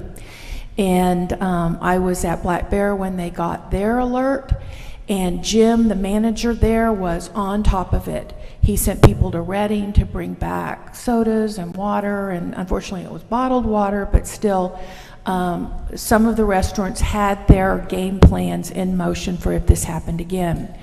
I was in Sacramento when it happened the first time and read it in the front page of the Sacramento Bee, and that was right before July 4th, which was very challenging in that people were coming up here for July 4th, and luckily it got taken down before then. But I just want to support you guys for what you're doing and for what Rod's doing. I know a lot of overtime's going into this. And John, you were talking about the difference between chlorine coming out of our tap and chlorine in a pool. Well, in a pool, you swim in it, you don't drink it. And there are people that are allergic to chlorine or prefer not to put that in their bodies. So there is a difference from swimming in it and drinking it. Over at the Wellness Center, they now have a saltwater pool. A lot of people now can swim in that pool because it's not chlorinated, although the hot tub still is. So they've made an effort to go to salt water because they know that chlorine does affect some people. A lot of people move here because of our water. So again, I just want to say how much I support y'all going the extra mile and getting us back to the cleanest water on earth. Thank you. Thank you, Melinda. Francis Mangels.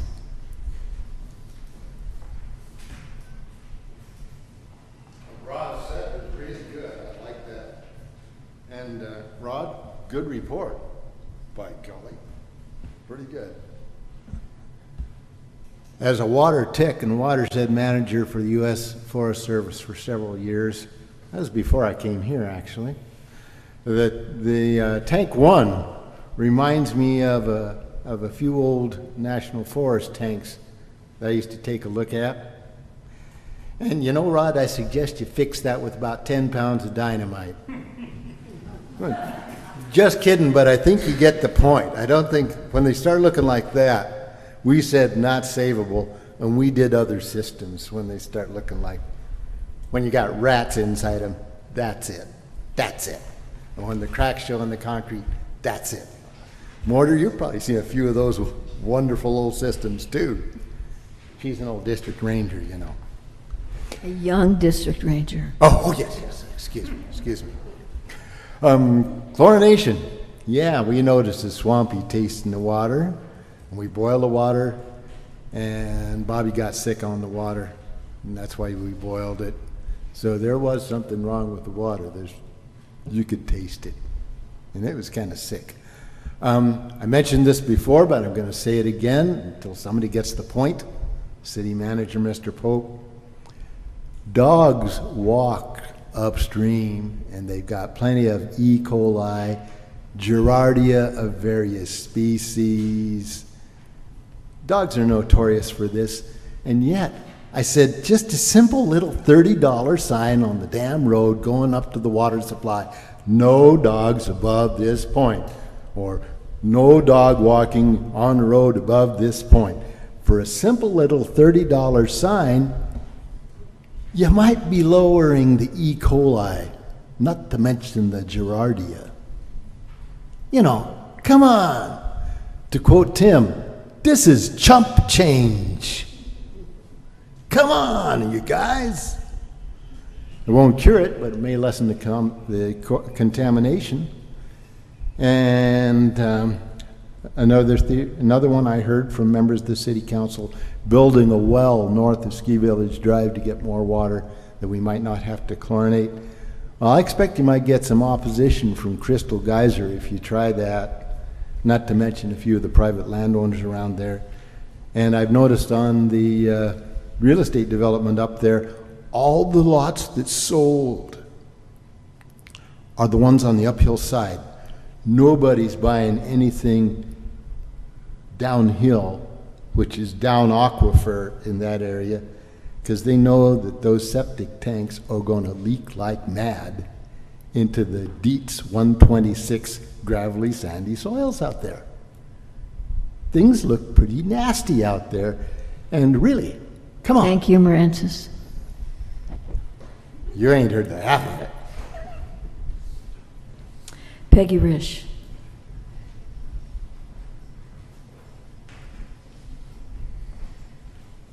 My name's Peggy Risch, and I am a resident here of Mount Shasta. First, I want to thank you, Kathy, and everyone for getting this on the agenda, and Rod for your report. I have a couple questions. One is on the August 11th letter from the city to the State Water Resource Water Drinking Division. On page 2, it says, in one case where a dead-end line couldn't be avoided without taking tank 3 offline, a blow-off valve has been installed. This is on tank 1 to ensure stagnant water doesn't accumulate. In my conversations with the state, they were pretty adamant that tank 1 needed to be totally physically disconnected. But yet here, we still have, is that still the case, or has that been fully disconnected, Rod? It's been fully disconnected from, so there's an actual gap in the pipe between tank 1 and tank 3. The pipe continues down and is connected to tank 3. Yeah. But it's disconnected.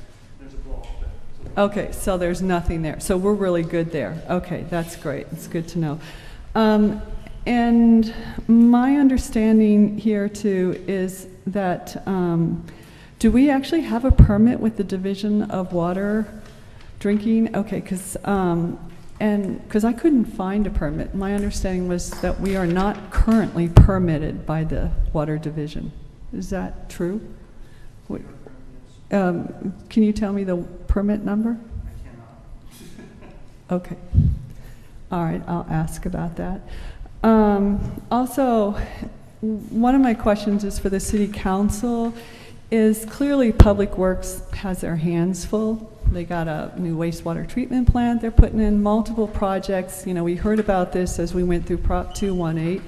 And my question is to ask Rod, because we didn't really hear from you about that, is what additional staff do you need for the City Council to approve so that some of this routine work and this excessive new work that needs to be done can really be moved along forward? Are you, are you fully staffed, or could you use some additional staffing help for that?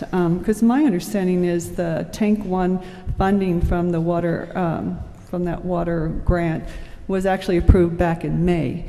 And so my sense, and correct me, is maybe if there is more staff and more time, we might have even actually had that tank 1 installed this summer and avoided all of these problems. Can you tell us about what you need, Rod, to get some things done? Do you need more help? Peg, let's have all the comments done and then have Rod address what he's what he can address at this point, and perhaps if not, then perhaps at the next meeting. Okay, and that was one of my other things. If we can kind of keep this on the agenda so the public can keep informed as we're going along with what the status is, or online. I don't know that we want to put it on the agenda every time, but it depends on what happens. It depends on what happens, and you of course can always correspond with any of us and find out what the latest is. It depends on what else we have stacked on the agenda, Peggy. Okay. I know this is a critical issue, and we're going to be as transparent as possible, but oh yeah, of course. Let us make that decision as we go along. Yeah. I hope you sense that we're being very transparent about this. Oh no, it's not about transparency. It's just about being informed. It's just about being informed. And I'd just like to reiterate that the support that we really do not move towards a system that is a permanent chlorination. So I think the residents can all speak for that. Thank you, Peggy. Thank you. And Vicki Gold.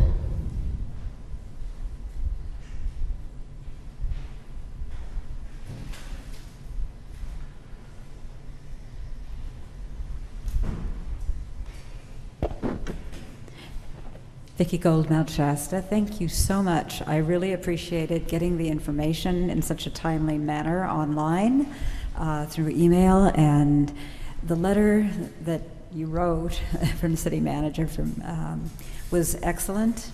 And I'm really sad to hear that Rod heard that they never got that in the meeting at 3:30 on Friday. That's really disappointing, and that you've spoken with them to try to get them to reconsider.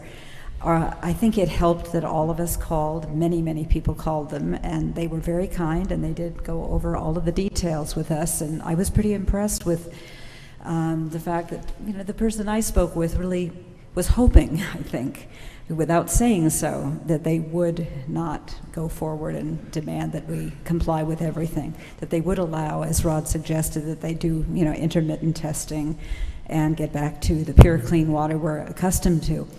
The reason I wanted to speak this evening is that I've had so many calls from people who are asking about the headwaters because they are allergic to chlorine.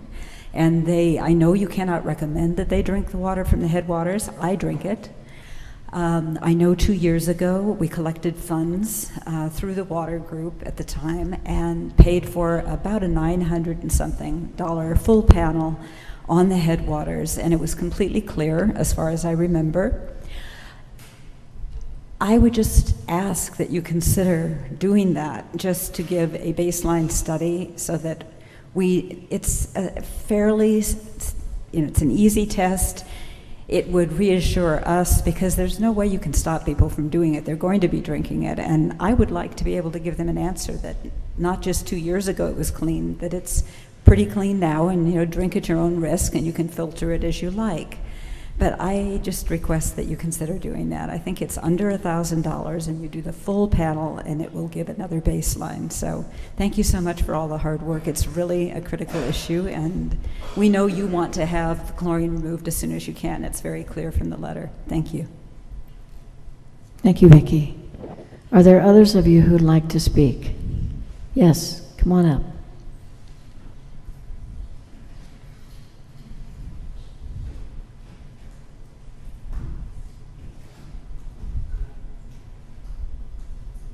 Mary St. Marie, thank you for all that you're doing. I appreciate it. I'm speaking as a total uneducated layperson about water issues, so take that into account. What I would like to know is a little bit more about the preventative measures in Mount Shasta, just so that the citizens know that nobody is being lax on how often water samples are taken. I made a phone call to one of the engineers that are working on the project. He told me that the city of Mount Shasta has known about the Tank 1 problem for at least 2 years. So my question is, and I moved here 43 years ago for the water and the air and the beauty, is the reason that we didn't act on, they told us 2 years ago that there was a problem with Tank 1, is the reason we haven't done something because of no funding.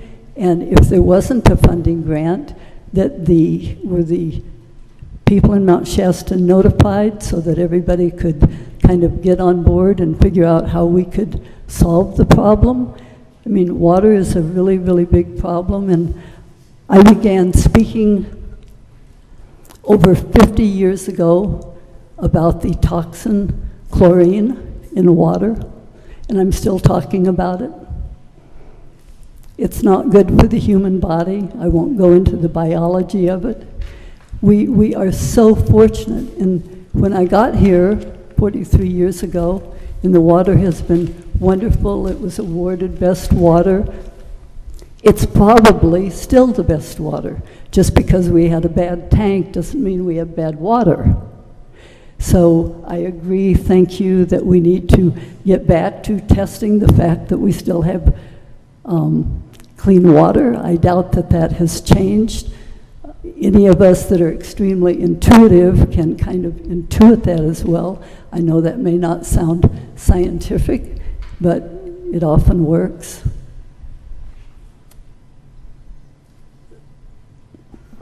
Thank you. Thank you, Mary. Others? Yes, Betty? Yes, I too want to thank Rod for the excellent report. I read it this afternoon and very much appreciated all the information. I do have a question while you're answering questions. When you mentioned if we have to continue the chlorination process, there is an alternative, and I missed that. So if you could restate that, thanks.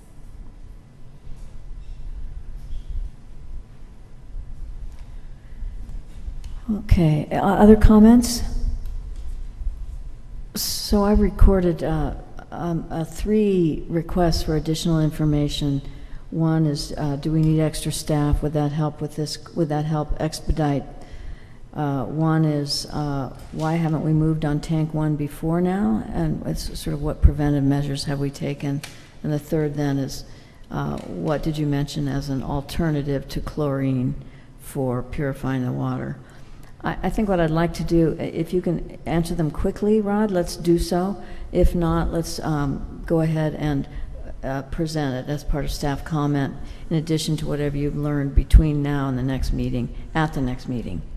So go ahead and answer quickly if you can. I can address those very quickly. So the need for more help to move this along quicker, it can't move any quicker.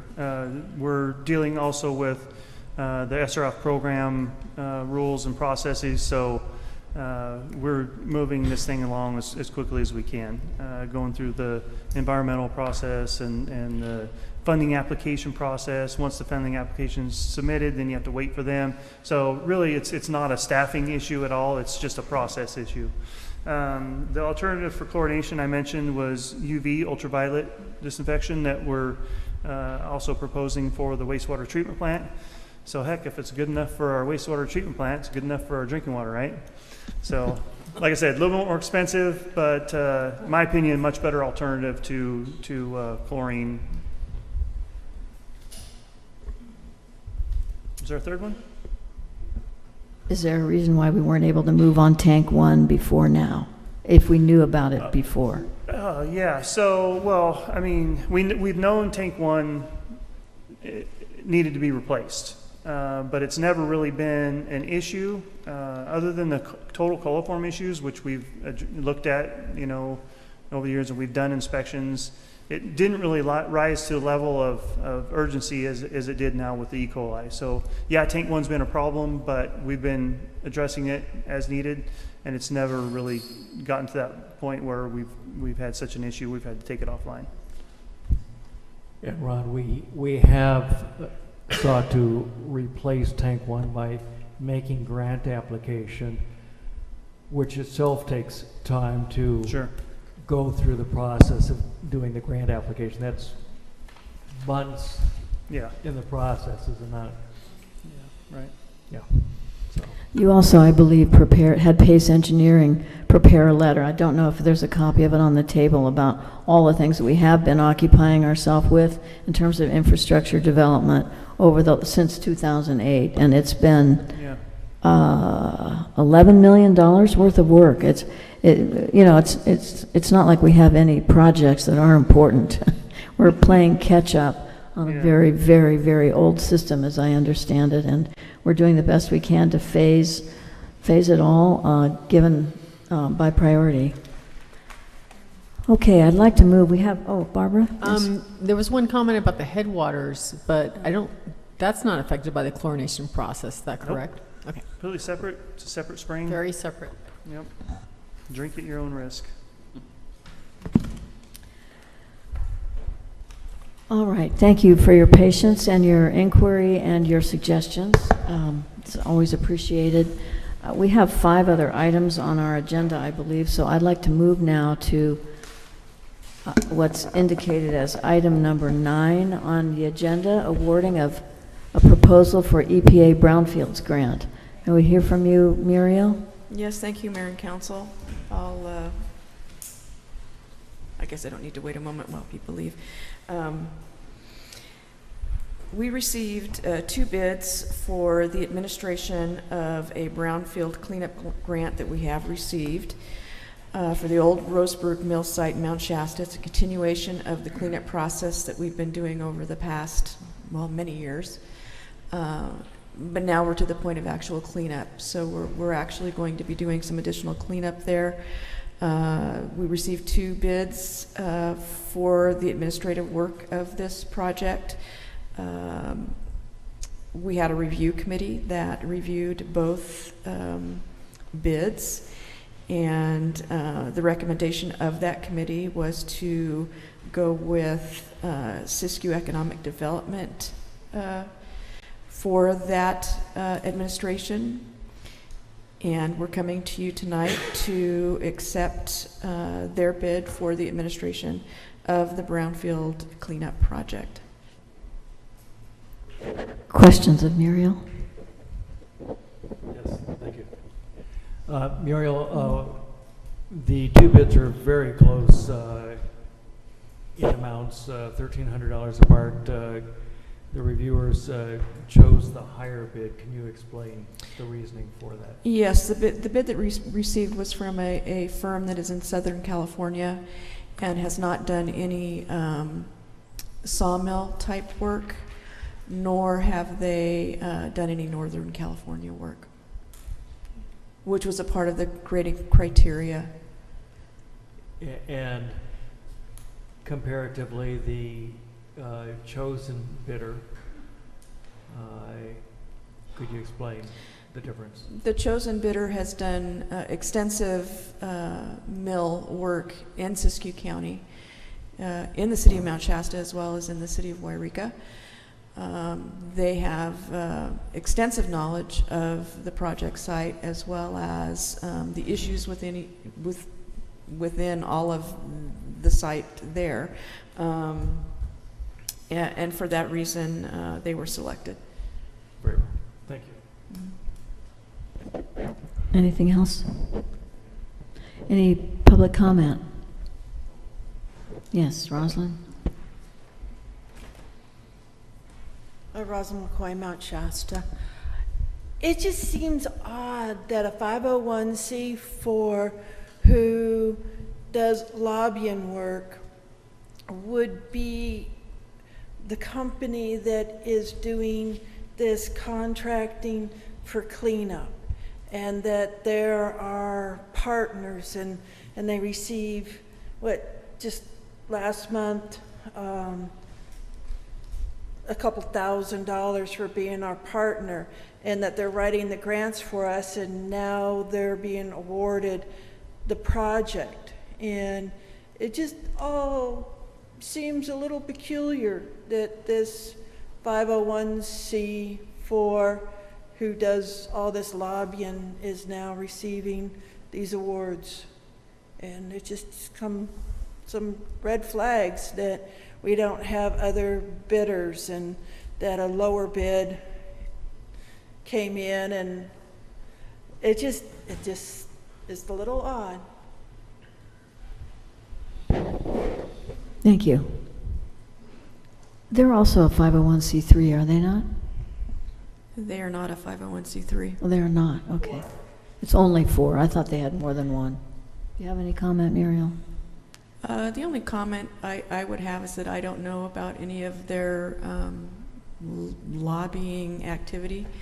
I do know that Dr. Logan Smith has extensive knowledge about brownfield sites and brownfield work, and has worked directly with the contractors who do the cleanup, who they contract with to actually do the cleanup, and as well as any of the testing firms that have come in and done extensive testing over the years.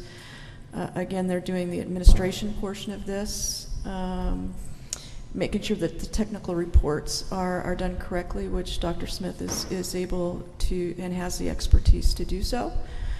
So I am comfortable, very comfortable with our choice. Thank you. Is this number 51, Kathy? Am I correct? Okay. Is there someone ready to offer a motion? Yeah, so I'm going to move approval of resolution CCR 17-51. A resolution of the City Council of the City of Mount Shasta awarding the administration of a EPA brownfield cleanup grant to Siskiyou Economic Development in the amount of $33,000, authorizing the city manager to execute the agreement by title only. And in so doing, I do want to indicate that this is the entity that has been working on the brownfield site for a number of years, has substantial familiarity with it. We've had good success with them in the past, no complaints, and they are an entity which would not require getting up to speed in handling this matter. Motion. Second. All those in favor? Aye. Aye. Any opposed? Okay, unanimously approved. Thank you. Item number 10 on your agenda, a budget adjustment for the League of California Cities Annual Conference. Report by Kathy Wilson. Thank you, Madam Mayor, members of the council. Earlier in 2017, I had 3 council members express interest in attending the annual conference. During the budget process, we overlooked budgeting the cost of that, including travel, hotel rooms, and the registration. It should be noted that I did go ahead and register the 3 council members this last week in order to take advantage of the early bird registration cost, and I recommend approval of this resolution. Any questions of Who are staff? the members? I hope I'm not on that list. What was that, John? List, right? No. I can't go. Oh. 3 members? Okay.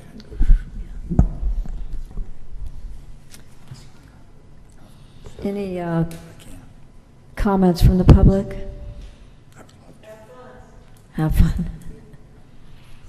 Okay, I'd like someone to offer a motion, please. Number 52. I'll move that council approve CCR-17-52, adjustment to the budget for League of California Cities Annual Conference, 3 council members attending. Is there a second? I'll second. All those in favor? Aye. Aye. Unanimous. Okay, another unanimous vote. Thank you. Okay, we move now to receive Dr. Marbott's homeless report from our Chief of Police, Parish Cross. Well, thank you, Madam Mayor and members of council. The police department is seeking permission and asking for feedback regarding the July 18th, 2017 meeting or presentation that took place at the Citizen Museum regarding Dr. Marbott's review and report on homeless situations and transit situations within Siskiyou County. A little bit of historical pretext. In December of 16, the police department, the local police departments in the county has been receiving about $3,000 annually to go to pre-said projects, if you will, through the Board of State Corrections. And each department within the county gets about $3,000. Not to sound pretentious, but $3,000 is an amount that's incredibly small in terms of some of the options that they wanted us to look into: homeless outreach, gang activity, at-risk youth. I wish I had attached that memo from the state. It would have been helpful to help myself clarify it, but sorry for that omission. Anyways, historically speaking, the police department received this in December. I'm a member of a committee in town called Team Shasta. A lot of us are aware of Team Shasta. And one of our things that we charged ourselves was to look into homeless and transit issues within the city and then generally in the county to see what we could do to mitigate any negative consequences that are coming from some of these groups that are impacting us. So I got this notice and this is a great idea. Let me contact the other chiefs to see if they'd be willing to put in their $3,000, which came up to close to $31,000 that we could use towards contracting for an expert to help us, Team Shasta, work through some of these problems. So to probably help us instead of spin our wheels, because we don't really know these things compared to saying Dr. Marbott. So the rest of the departments in the county agreed. So we combined our money and we reached out to Dr. Marbott to acquire his consulting services. And at this point, I'm looking for some feedback on council and what you thought. Maybe I can provide you some answers or that they may have within the report. And then also I'm seeking permission to put this on the city's website and the police department's Facebook to reach out to more folks regarding the study.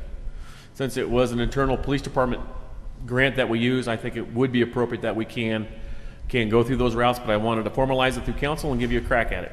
So any questions I can answer, I would take them right now. Thank you. Thank you. Questions of Parrish? You mentioned a June presentation. Was there a video that was made when he presented it at the Sisson Museum? July 18th. July 18th? You know, yes, there was a video, and I forgot the gentleman's name. Mary, you might be able to help me with the fellow's name. Greg Messer. Oh, Mr. Messer videotaped it. I'm not sure where that's available yet, if it is, but that was part of the programming.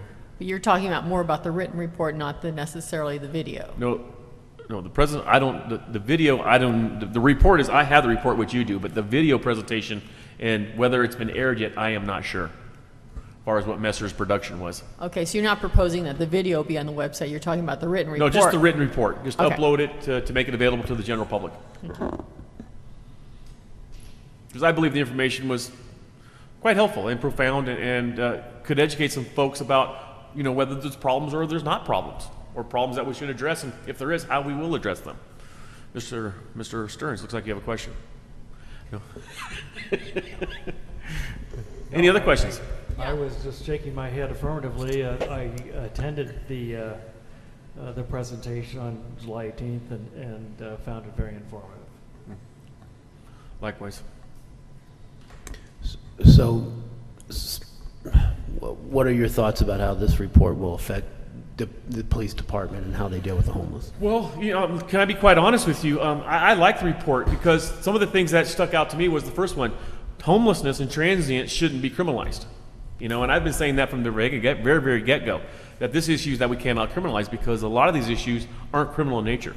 Do they impact some of our quality of life issues, economic development? Sure. But are they criminal in nature? No. I do appreciate the fact that being a small city, you know, sometimes we have to look to the police department for some social remedies. On this particular one, I can't provide a whole lot. Hence, the genesis of Team Shasta, why I thought was great. You know, when that was a kind of a reinvent the wheel, what Team Chico was doing, and spreading the responsibility in terms of the solution to help what's going on with some of the situations. But I thought it was very helpful, and I hope that it did educate some folks to, number one, highlight that it's not a criminal problem at the heart of it. Number two, it's fairly a phenomenon why there's groups out there. He broke it down, especially the transient population, to basically 4 different groups. He also highlighted that there really isn't, per the HUD, you know, federal definition of homeless, the county in itself, per the numbers, doesn't necessarily have a homeless problem per definition. You know, so there was a lot of things there that I thought that was helpful for the department and the understanding with the community. Thank you. Other comments? Chief, the grant was actually a grant obtained by 5 police departments, I believe, was it not? Yeah, like I said, forgive me. I wish it's a 2-page simple document, and it explains everything. And then the 5 different police chiefs for 5 different communities agreed to use the grant funds for Dr. Marpet's report, investigation report regarding homeless issues and transient issues in the larger Siskiyou County context, not just in Mount Shasta, and his report does do that. I think his report, consistent with what the Mount Shasta Police Department finds, is that perhaps there's somewhere between 12 and 18 local homeless, domestic homeless. And I think the police department has identified those individuals, a lot of those individuals having alcohol problems, drug problems, mental health problems, or a combination of those. And part of the report, I think, suggests working with other county or regional departments, resources, to address those homeless individuals. This was not officially a City of Mount Shasta action or a City of Mount Shasta report, although it was precipitated, I think, and Mount Shasta was a catalyst, Team Shasta was a catalyst.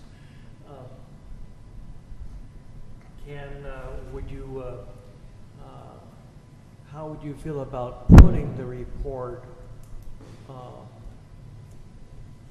you've asked that it be placed two places, on the city website and on the police department's Facebook page. Could it be put on those locations with a disclaimer that this is not an official City of Mount Shasta report, but funded by whatever the funding was? Yeah, I mean, I would agree with that, certainly. Just a couple comments. I'd like to point out that a little different than what you said, Parrish, is that 9 of the 11 recommendations that Dr. Marbut made had to do with support for the chronically homeless populations, and that has been the bulk of our effort and will continue to be the bulk of our effort. We have the next Team Shasta meeting is scheduled for the 17th, 2 weeks following the presentation, the primary agenda of which is to identify follow-up actions, and it's in Wairika to facilitate participation of the agency folks involved in providing those wraparound services for homeless, to make sure that we get in the systems, the federal systems he recommended, in order to receive support. So I think that's an important step forward, and certainly Tim was at the last meeting there that I wasn't able to go to. But and I'm not sure I've got the August 17th on my calendar, so help me out. What time is it going to be? Hang on. it's 9 to 11, Yeah. same time frame, and it's at the Behavioral Health Office in Wairika. We did send out messages. We'll send out another one. Okay. Yeah, thank you. And I'm just curious, Parrish, why did you think about putting the video, which is simply a transcription and an audience participation? And he did go into further questions, you know, and more information that in response to people had. Did you think about putting the video on? No, I'm sorry, I didn't contemplate that till just now. And do you have a perspective on it? I think it'd be a great idea because there's some information that the audience, there was some participation from the audience and some questions that were asked that might be additional assistance to the report itself. To, you know, I mean, possibly, I can't see if it would do any harm. I don't know if there's a cost to that from Mr. Messer. I don't know. Well, I'm thinking about people who would be more inclined to watch something and listen to something than they would be to read a 27-page report or something. And I would agree that we could simply put it on with saying this was a report that was done on behalf of 5 municipalities in Siskiyou County. The city council will take action on only those things that require city resources, and will come up in city council meetings. We could say something, some statement like that. Furthermore, 2 more things. I'll just say that the DVD will be, it's in the process of being finalized following review. It'll be available at the Mount Shasta Library and the Wairika Library, and we'll be sending a link. And I've heard that there are other communities that may be wanting to buy the DVD throughout Siskiyou County, so they can learn and decide for themselves where they fall around with the homeless issues that were identified. So that will be going out through the Ford family. Yeah, I would think that that video would go to each of the departments that agreed to use the joint funds for this. So the link will. In addition to Wairika and Mount Shasta, it would be I think Etna and Tule Lake, Wairika, and Weed. Right. And then I know the Lope Foundation contributed funds to the project as well. Right. So to the Sheriff's Department. So I think that there'd be some sort of credits to those agencies that funded the report. There's been some concern about the difference between Team Shasta and the city of Mount Shasta, and trying to keep clear that Team Shasta is not a city organization, but is rather a group of concerned citizens that have come together informally for the betterment of the community and the greater Siskiyou County community. So how do we move forward on this? Do we need a motion? Can we continue discussion, because there was questions to Parrish? Of I course. understand, but I'm wondering if the council could have a discussion period? Yes, let me ask if there's public comment first, and then we'll go to discussion.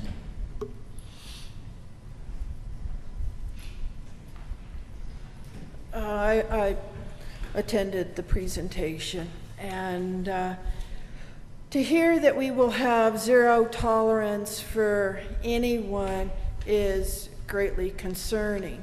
That, well, the homeless, the transients, the bad transients, the smelly ones, the ones that don't look right, or whatever those people might be identified, is a really poor step to start going down. We are a town of tourism, and people don't come here for vouchers. I talked to Parish Cross, and the police department doesn't even issue vouchers anymore for anything. It's somewhat a one-on-one, he said. There is some food vouchers, but it's not like a traveler is going to go from Wairika and collect bags of food. That's absurd too. So I was glad to hear that it wasn't exactly promoting to have a homeless shelter, because we have travelers, but we need to understand we need to accommodate these travelers. We need to have a place that we say, yes, come here. I heard police officers tell travelers to go to Parker Plaza, and that became a problem. And we have run them from place to place to place saying, no, you can't. And that there's problems with camping. Well, there isn't any yes by the community. Here's a trash can, here's bathrooms, here's where we think is a grand place for you to come camp. And I think that we need to look at the overall tourism issue and not identify that there are good tourists because they have money in their pockets and bad tourists because they don't have as much money in their pocket. A lot of our stores, they sell crystals and rocks. Who do you think comes and buys these crystals and rocks? They're the good and bad travelers that come through our town. And so I think that we need to be very careful about how we present this message, one, to our police officers, that everyone needs to be treated the same respectful, same welcoming. Not, we don't like your kind here. We have gone through that years ago. And I think we should highly discourage that type of behavior of we don't like your kind here in this town, because it will just be a slippery slope of what kind we don't want here. Thank you. Thank you. Are there other comments?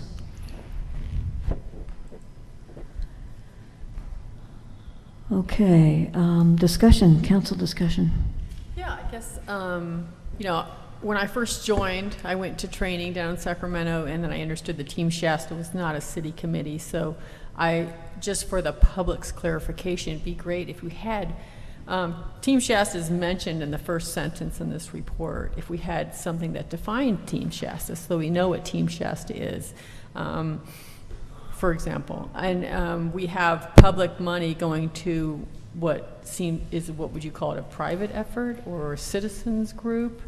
So to me, if I were looking from the outside as a citizen, it would be unclear to me that this was not a city committee, you know, given that the mayor and mayor pro tem and city staff are creating an effort. There's no clear language that says what Team Shasta is. It's not a Brown Act committee, it's not a standing committee, it's not an ad hoc committee, it's a citizens group, a group of concerned citizens.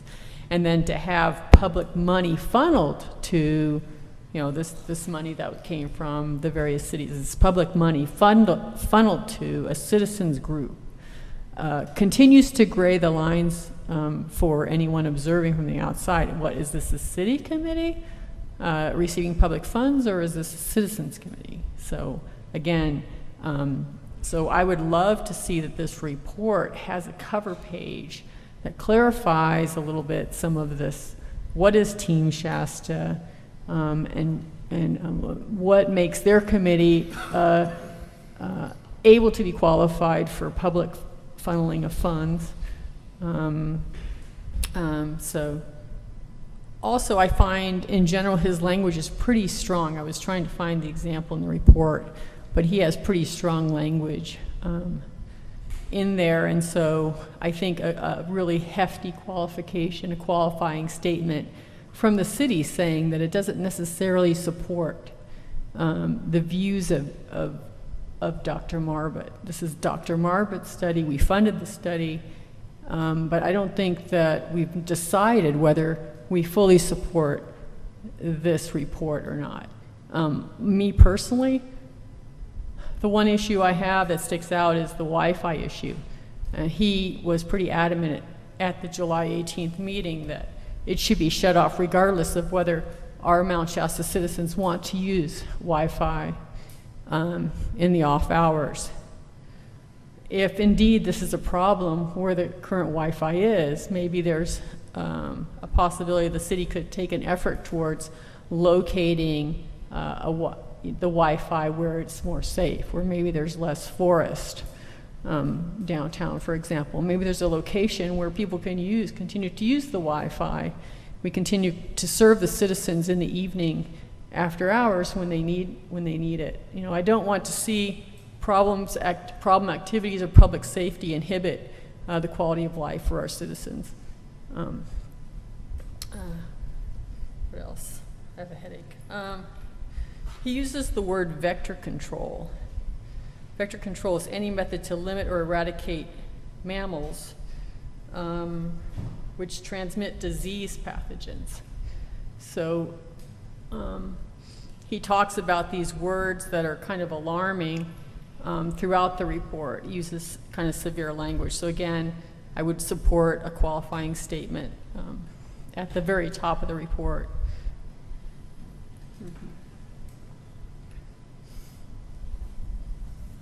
Other comments? Thank you, Barbara. Yeah, I was at the meeting and I've read the reports, and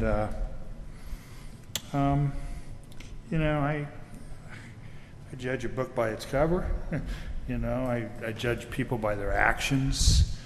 I go out of my way to talk to travelers when they come through town.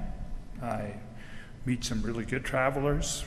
Young people don't have a cent in their pocket, but they're not freeloading. They're making their way through the country. And I've talked to some who don't even want to talk to me because I'm the enemy. And I've often go on WA Bar behind Lake Siskiyou. That's my favorite route when I cycle. And I see camps come and go. Some camps are kept clean. Some camps are the filthiest things I've ever seen. And you know, there's some people I know from Team Shasta who clean up these camps. Bless them for doing that. They're totally disgusting. So we do have people who come to our city who do create problems. There's, you know, we can't deny that. I think it's how we approach people. You know, some people, I encourage young people to travel. I think it's wonderful. You know, they will come back. You know, even in years to come, and they'll spread the good word that, you know, we're a nice community, which we are. But I think there's some things as a community we can't tolerate, and that's destruction of the environment. We just can't do that. And if you've been to some of the camps that I've been to lately, it's horrible. It's deplorable. It's not the way I want people to treat the town I love so much and that I'd like to hike in. And I think that visitors see that and they're so turned off they won't ever come back. So it's a fine line, you know, it's a really fine line that we have to walk here, is to encourage people. And yet, when we see something that isn't right, we have to step up and say, you know, guys, this isn't the way we live here, you know? I mean, I give PCT travelers rides all the time to the trailheads. You know, I see them hitchhiking, I cancel my appointment and I'll take them. And I think that's wonderful. Wonderful young people and older people who are doing that and traveling, and I think it's an incredible experience for me to meet these people. But I think, you know, we have to look at what's happening, you know. I think we can't judge everybody by the actions of one person, so I think we have to keep an open mind when we talk to these people, you know. I think that's the key. We can't have a closed mind, and we can't judge them because they maybe smell a little bit. I mean, if you're out in the woods for 2 weeks hiking and traveling, you're going to smell not so good. Doesn't mean you're not a great person. So we have to judge them by their actions. That's it. I thought the report was very interesting. I took what I could use and threw out the rest, and I think there were some really good points and some points I didn't quite agree with. But it's like everything. There's certain things we all agree on and certain things we don't, but we come together and use the stuff we can. So that's it.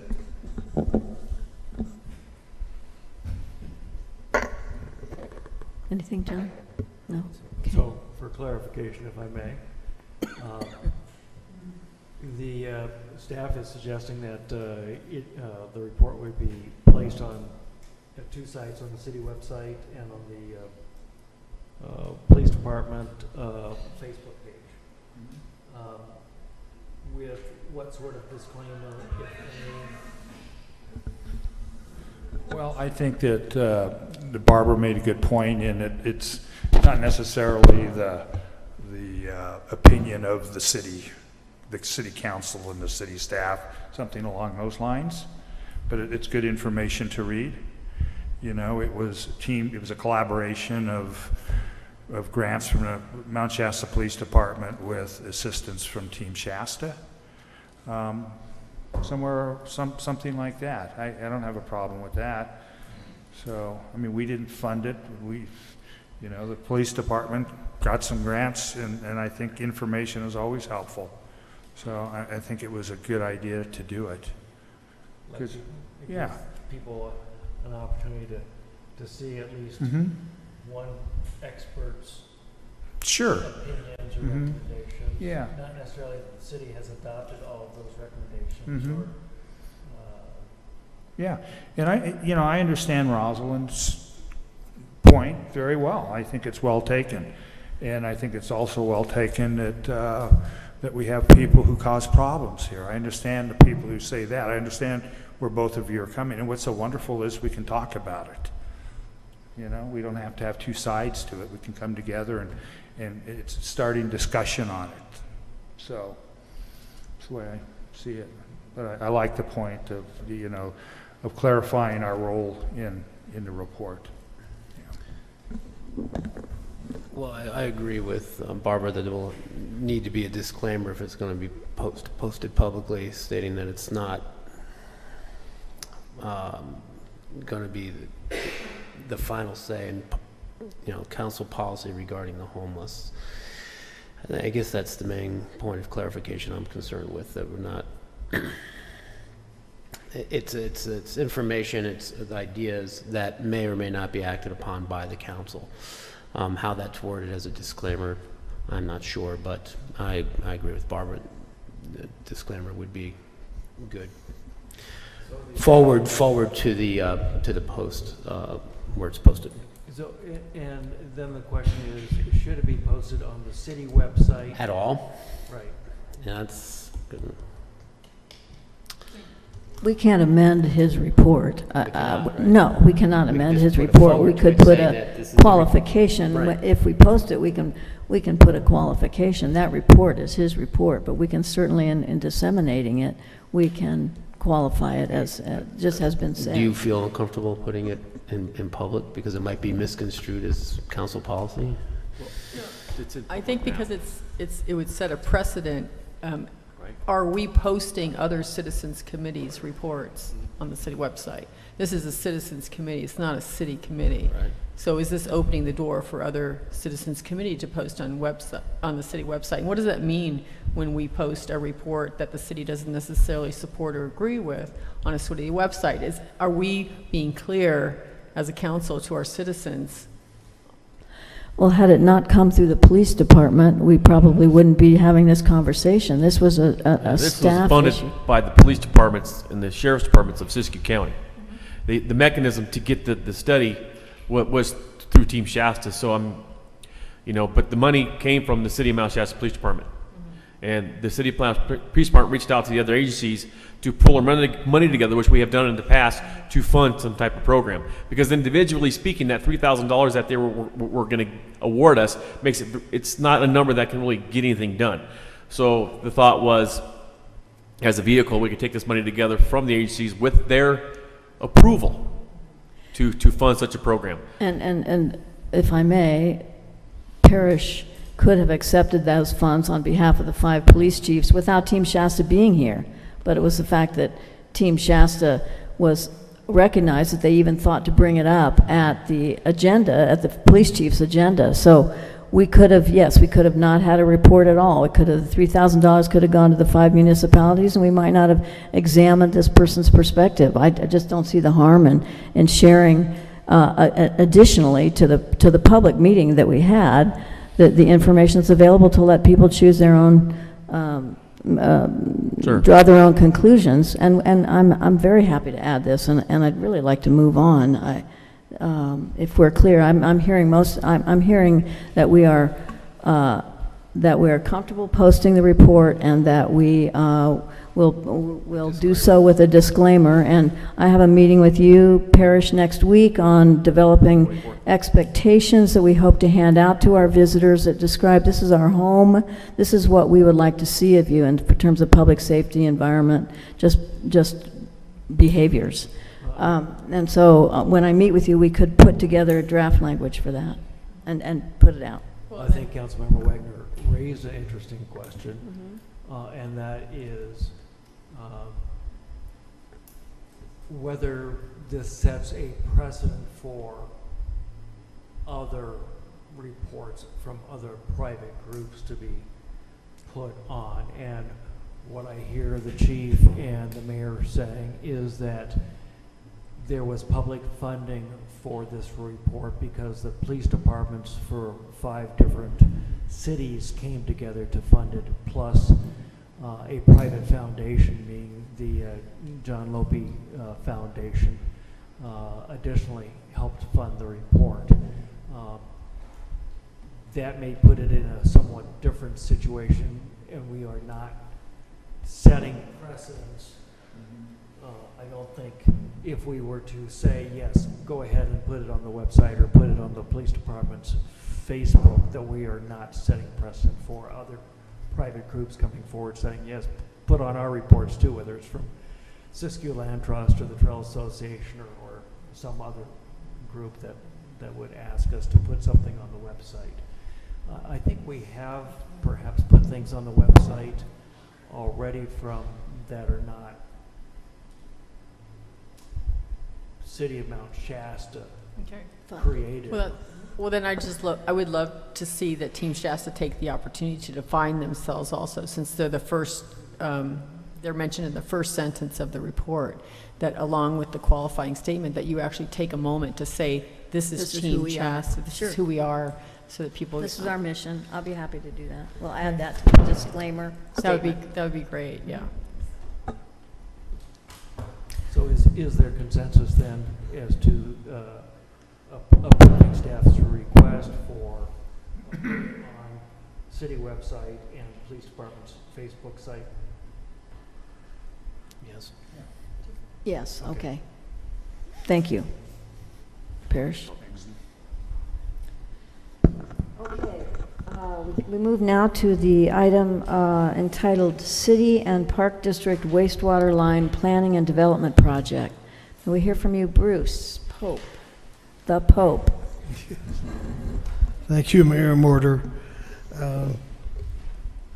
This item is on here tonight. My request, council, remember that we had a joint meeting between the Recreation Park District Board of Directors and the City Council. And in that meeting, there was a discussion regarding the Recreation Park District's use of a very old, antiquated leach field system that is located here on these grounds close to the headwaters. It was decided that the city manager would work with Mr. Rodriguez, the district administrator, to seek funds for the planning, engineering, and ultimate installation of a gravity feed wastewater line from the park grounds down to Kingston, basically Pine Street, and connecting the city sewer line.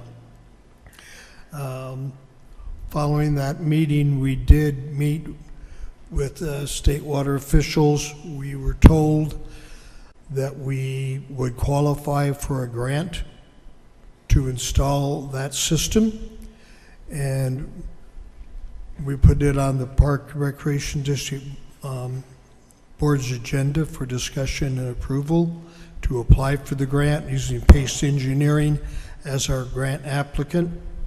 And just before the meeting, state informed us that they re-looked at the regulations and no, by the way, this program is only for residential developments that are in septic. And so the grant went away. We made the presentation, brought the district board up to speed, and said that we were prepared to pursue other funding mechanisms that are out there. The board recommended that we do so. And some of the feedback we got from the state was they thought it would be preferable if the city of Mount Shasta, which is the owner-operator of the wastewater plant, would function as a lead agency in this application. The Park District passed a resolution recommending that the city, in fact, be the lead agency. It's on your agenda tonight with the resolution that you are agreeing that the city would be the lead agency and I would be the prime staff person to pursue either a grant or a loan mechanism to fund this. We need to fund the engineering, we need to complete the environmental analysis, and then seek funds to install it. We have easements that exist that run for this property down to and would allow for connection onto a city line. We have talked to Crystal Geyser, the underlying landowner, grantor of those easements. In those easements, it identifies easements for trail systems, for emergency access, and for a city sewer line. So the easements are in place to do this. We are just short funding. We have some other avenues we're pursuing. We'll be pursuing in the next week or two, and we hope to bring back an initial planning, engineering, funding source to move this to the first step so it's shovel ready so we can then seek construction funds. So I'd recommend adoption of the attached ordinance. Questions of Bruce from council members? Hi, Bruce. Thank you. I noticed the resolution doesn't actually mention the city park in the title. Does it? Should we add the installation of a city wastewater line at the city park, or did you intentionally leave that off?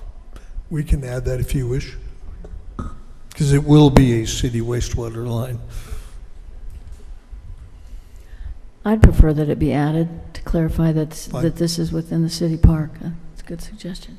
Other comments, questions of staff? No, I don't, oh, go ahead. Oh, so between the engineering, pre-construction, and the actual construction costs, what would you estimate this will cost? I know that the rec district thought it would be $800,000. That was based on an estimate of probably 10 years ago. So it will be significantly higher, but until we do the engineering and actually know, size it, what size line, what type of line, we don't know the cost at this time. So that's why we do it through a planning funding mechanism first, then bring it back for consideration. Bruce, do you have any feelings of how much the grant would cover of the total cost? The grant, had we qualified, would have paid for 100% of all planning, engineering, and environmental work, and 100% of the costs for construction. So that would be like a no-brainer? Yeah, like a definite no-brainer. Okay. And John Delamico is here, stayed for agenda item number 12, although it looks like he's leaving. Did you want to? We can't hear. Perhaps we answered his question. Perhaps you did. But it would, this would, if we find the funding mechanism, it would solve the wastewater issue, it would solve the emergency access issue, and it would solve the beginning portions of the trail issue. Well, I'm excited about this project, being a homeowner at the end of Kingston Road there who would prefer to have an emergency exit there. I keep thinking about all the Eschaton residents who if that one road were blocked, it would be difficult to get everybody out of there. But I think I know where the place is that you would hook into the city sewer. And it seems to me that you would need an easement across Willow Glen, the townhouses, and across Siskiyou Land Trust. So I don't know. I haven't seen, what you've done so far, but it's just sort of a heads up. We have met with Siskiyou Land Trust, and they're on board with the use of the easements across their property. And Crystal Geyser has given us a letter of support and identification of the easement, including the sewer. Okay, well, we may just need to check into Willow Glen, Will do. the townhouses there, because I think it's on the south end of that development. So Bruce, will this project also include the construction of a road? Yes, emergency access. Paved, regular road? Hard surface, not paved, compacted. So are there other questions? Oh, I'm going to, yes. Are there other questions from us? Members of the public, do you have any comments? I think this is a really important project. I understand that the city park has had many overflows and sewer problems here, and so the quicker that we can take care of this, the better. So thank you very much for moving forward, and I hope you approve that you'll be the lead agency on it. Okay, is there a motion? Move approval of resolution CCR 17-53, a resolution of the City Council of the City of Mount Shasta assuming the role of lead agency in the development of funding programs for the installation of a city wastewater line by title only. Wastewater line of the city park. To or from the city park. I think that's included in the text, so I don't know that it needs to be included in the title itself. Some people only read titles. Is there a second? Second. All those in favor? Aye. Aye. Any opposed? Okay, unanimous. Thank you very much. Okay, moving now to item number 13 on your agendas, discussion and possible action regarding broadband next steps. Bruce and Juliana? Yes, this item is on the agenda because we have reached a point here where we've received a draft report from CTC on the question of broadband. We've had numerous discussions, and the question has come up from different people and from council members about what are our next steps? Where do we have the report, where do we go next? Ms. Lucchese has written a staff report that outlines a whole series of issues and procedures that could be followed in moving forward on this. All of you on the council submitted your comments on the draft report, as did some of the members of the ISP industry. Those comments were all forwarded to CTC for comment and a response, and they are scheduled to give us their response at 1 p.m. this Thursday, and then they will be moving to a final report that they'll be submitting to the council. So the question, the council members wanted to have a discussion about this, about where we are, where they go, so it's on the agenda, so you could do so, and you could take public comments, should there be any, and you could give direction, make decisions. Since you do not have the final report at this time, the question is, should you wait for the final report before you make a decision? Should you discuss it amongst yourselves? Should you give staff direction that we could be pursuing while awaiting the final report? Clearly a policy decision and up to the council. But it's on the agenda and it's open for council discussion. If you wish to hear about some of the steps you might use in going forward, we could have Ms. Lucchese give a report. If not, we can just go straight to the council for consideration.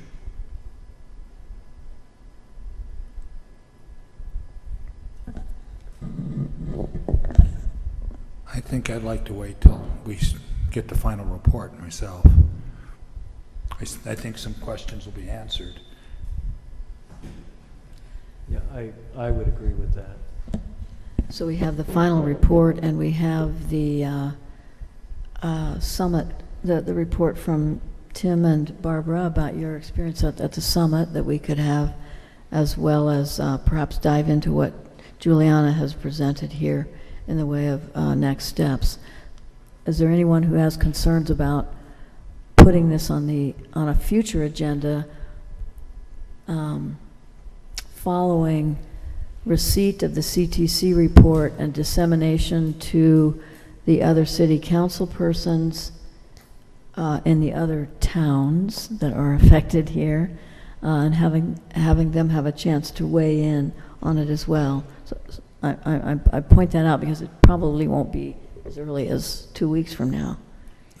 Yeah, whether it's 2 weeks from now or 4 weeks from now, I think it makes sense to for us to get the answers to the questions and comments, get the final report. So I'll move that this agenda item be deferred to a later date to be determined. Second? Yeah, Second. I think, yes, all those in favor? Discussion. Oh, discussion, yes. Yeah. As a result of the Gigabit City Summit, what we heard over and over again during the conference was that there are many things that we can be working in parallel besides the CTC report. There's an education piece, there's a finance piece. They say these things should be working in parallel, not in serial. So yes, I understand you want to wait to get the final from CTC, yet we could go ahead and move forward with some of these other pieces and continue to strive forward in some of these other areas that are, in a sense, somewhat independent of CTC. You know, finances. There are many different financial models we could use. CTC is helping us with the details on the finances, but we still don't have a model that will work financially for our community, in my opinion. But so, in terms of it's been stressed to us in the draft CTC report, and obviously from the Kansas City Summit, everything that we've read, that it's important to educate the community as to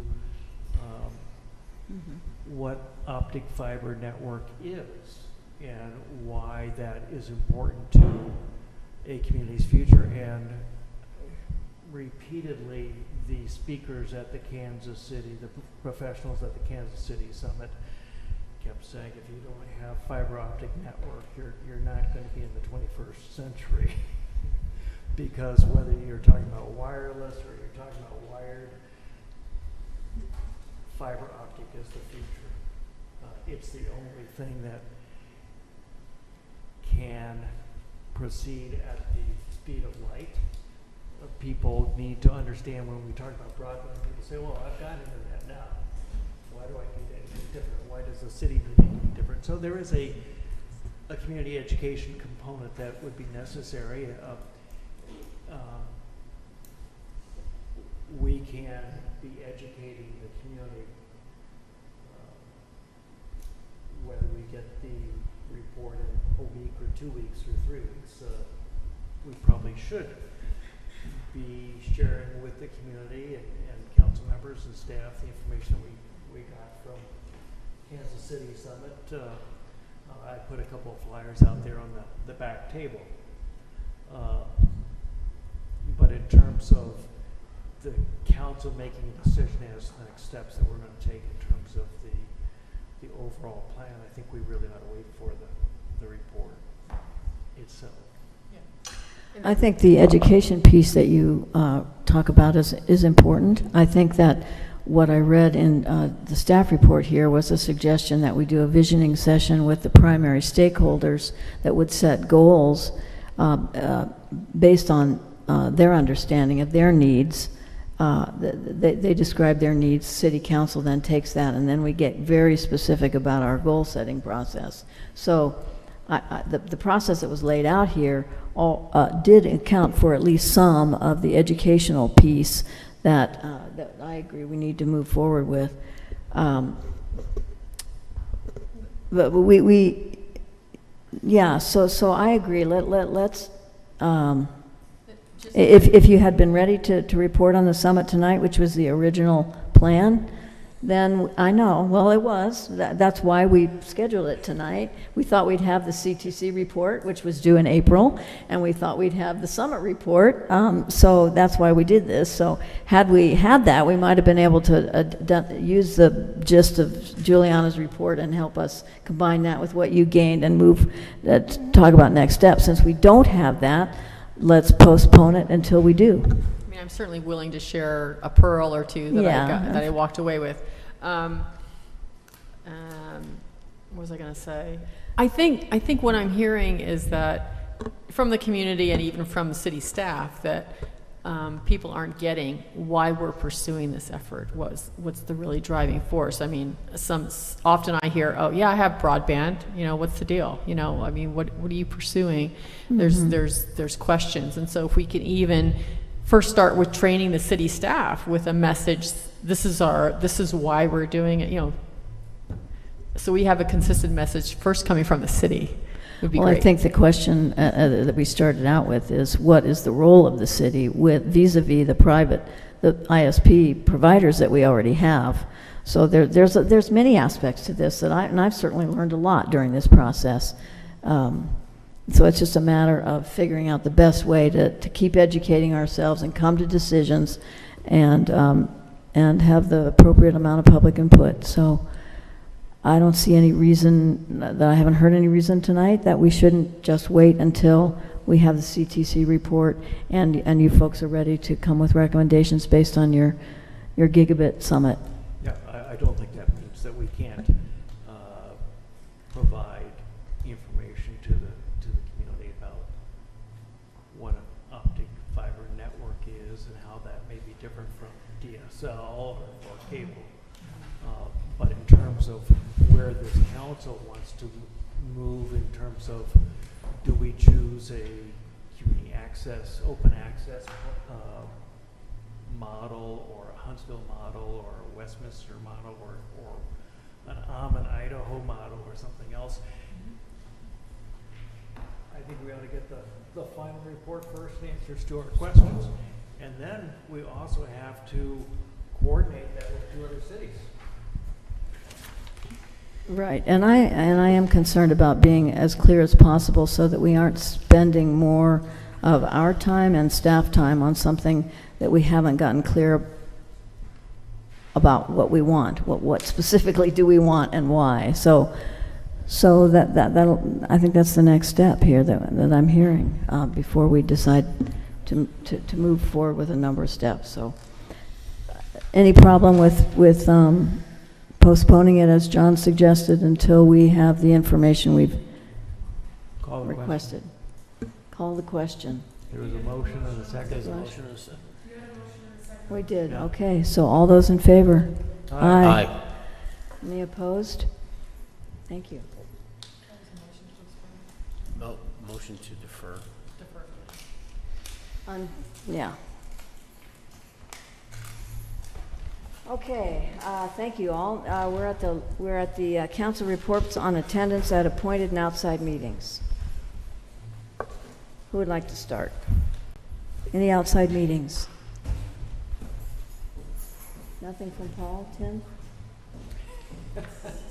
Well, I spent 4 days of my life recently attending Kansas City, going to the Gigabit Summit in Kansas City, but I think I'll provide a written report to the council and public on that at a future date. Thank you. Barbara? Yes, July 25th, I went to the Mount Shasta Book Club at the library. Really enjoyable group, very pleasant. I love that they were allowed to meet at the library. Great location. I went to July 27th, the Great Northern Open House. I was thrilled to see Bonnie Kubowitz, as apparently she was the most responsible for that new building design. She made a beautiful, beautiful building, and the warehouse is awesome too. So really loved going to visit that, and loved her curves that she added. So yeah, Gigabit City Summit, 4 days, 4.5 days. We had some travel delays. Apparently weather conditions are getting more and more turbulent. They're caused airline delays. So our Chicago flight that was supposed to come pick us up in Kansas City got like 3 hours delayed. So we can expect when we travel in planes that this will continue to increase with global warming. So expect delays. My pearl that I took away from the Gigabit City, one of the pearls is that just remember, you asked once about failures. Be careful that we're not going to fall into a situation where it's going to be a failed scenario. It turns out that the telecom industry is the monopoly is very strong. There are 4 major companies, the AT&T, your Verizon Wireless, your Comcast, and I can't remember the 4th one, but these are powerful lobbyists and monopolies. They've decided to sit in a room and split up the territory so that they are and remain monopolies. So it turns out that municipal networks had initial glitches when they first started, but have had continuous successes since. But one of the things that the strong telecom communities want you to think is that municipal networks don't work. So they will manipulate the data and try to present it in a way that makes you feel a little bit uneasy with actually moving forward with that. So that's the sort of the environment that we're in, so just be cautious when you start researching, reading about articles that discourage you to go in that direction that could be influenced by the major telecom industry. August 5th, I went to a Tyco celebration of 12 years of performances. I'm not sure, the word on the street was like they're done, sort of. I hope that they will perform for us again, but they did not perform this year, and they had a party just to celebrate their 12 years of awesome performances. And then August 12th, Lions Group. We're still looking to be chartered. We still need another 6 members, looking for more people to join. Thank you. John? No meetings in this 2-week period. Okay. And I have just 2 to report. Bruce and I met with Supervisor Ray Hopt as part of our agreement to meet individually with the different county supervisors regarding the tax agreement on the landing. It was an informative meeting. Looking forward to rounding out that process so that we can define our next steps. I think we are just about done with having met with all the supervisors, but for those of you who haven't quite finished that, please get them on the calendar, and we'll take the next step. And I met with the original downtown revitalization group who did the first impressions work, the communities across Siskiyou County. I am not sure I want to continue yet, and with that group, and the reason is that, you know, the primary recommendation we came away from a year ago or so from that process was that we need to do wayfinding signs. That would be the biggest thing that they could see that would benefit attracting tourists and giving them a good experience in our town. Well, you know, we just have so many other things. We have so many things we are working on in our community, both from a staffing level, from the chamber levels. Many of these communities don't have any chamber, let alone a chamber director like we have. So, and we have so many volunteers who are tapped out, who are in many of our committees that would be involved in this effort who are tapped out. And for me to impose yet another project, in this case we're talking about doing tours, driving tours, which is a good idea. It's just that we're sort of in a different league, I think, than many of the communities in Siskiyou County that are, like, such as Happy Camp, that are trying to get some stuff done. So I think I'm gonna send a note out to the group, but the chamber director, Jim, went with me the last one. I think we're gonna withdraw from this current effort and let the other communities do what they're doing, and we'll continue to work with our priorities as they've been defined in a number of areas. I'm sorry, what committee was that? It was a collection of communities that got together, calling themselves Downtown Revitalization Group. And that's it for me. Okay, then let's tackle the last item, which is future agenda items. I'd like to propose that we add to the next agenda a discussion around as a follow-up to the Pacific Crest Trail Association offer that we made to become a pilot trail town. As you recall, when they made their presentation about acquiring those pieces of land, we said, let us be a pilot trail town, and we'll figure out together how to partner with you to encourage PCT use, bring that aspect of our visitors into town in a way that improves their experience. We were accepted for that. We are their game. We can be a pilot trail town. So the next step is to form an advisory committee to the PCTA that would include and involve some city resources. So I'd like to bring that to the city council meeting, next meeting, 8/28. I have a meeting scheduled with Megan Wargo of the PCTA on the 9th or something of September, I believe. And then I'm wondering where the library LTAC expansion proposal is. Did that not need to come back to City Council? There's going to be a meeting on Monday, LTAC, to review the latest iteration of what they want to do, and then I assume it's going to be brought to the council on the 28th. Okay, so that's possible on the 28th. Yeah, yep. Okay, thank you. Others? Can I just get confirmation of the time and location of the strategic plan workshop this Thursday? Is that going to happen? 3 to 5. It's 3 to 5? Right. Yeah. Okay. And then at City Hall, right? Correct. on the library issue, That just came out today. are they including in their consideration a state-of-the-art library facility? Is that part of the conversation? I don't know yet. I'll find out. Okay, because I'm not really sure what even that means to us as a community, but I was wondering if you could include that in your consideration for expansion. The amount of money being spent on this project is relatively large, so I will make sure it's well spent. Yeah, and there's also the consideration of McConnell Foundation and the Gates Foundation. There'll need to be lots of alternative sources of funding. What'd you say, John? I didn't hear you. There will be the need for multiple sources of funding. Yeah, various community contributors, partners. Well, $3.5 million. Okay, rather than get into the subject matter, other agenda items. I have a question in terms of city council compensation. Hopefully that has to do with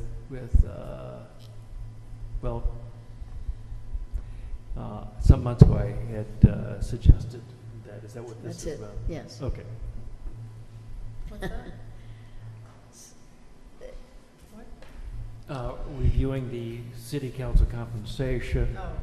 Oh. It was probably, I heard the conversation. I want to say maybe 10 years ago that We've already discussed this once, have we not? Yeah, and we deferred it. Okay, so it's coming up at the next. It's coming up, Right. yes. Okay. Assuming we don't pile up a whole bunch more, since it hasn't been as time sensitive as some of the other items, it keeps getting bumped. And the approval of expenditure for Thrive Hive marketing, that's what used to be Propel? All right, great. What's the discussion regarding the rate increase? What's that about?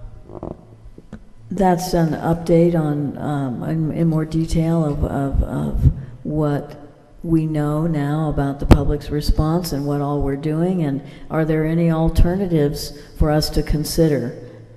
There's going to be some visitors, right?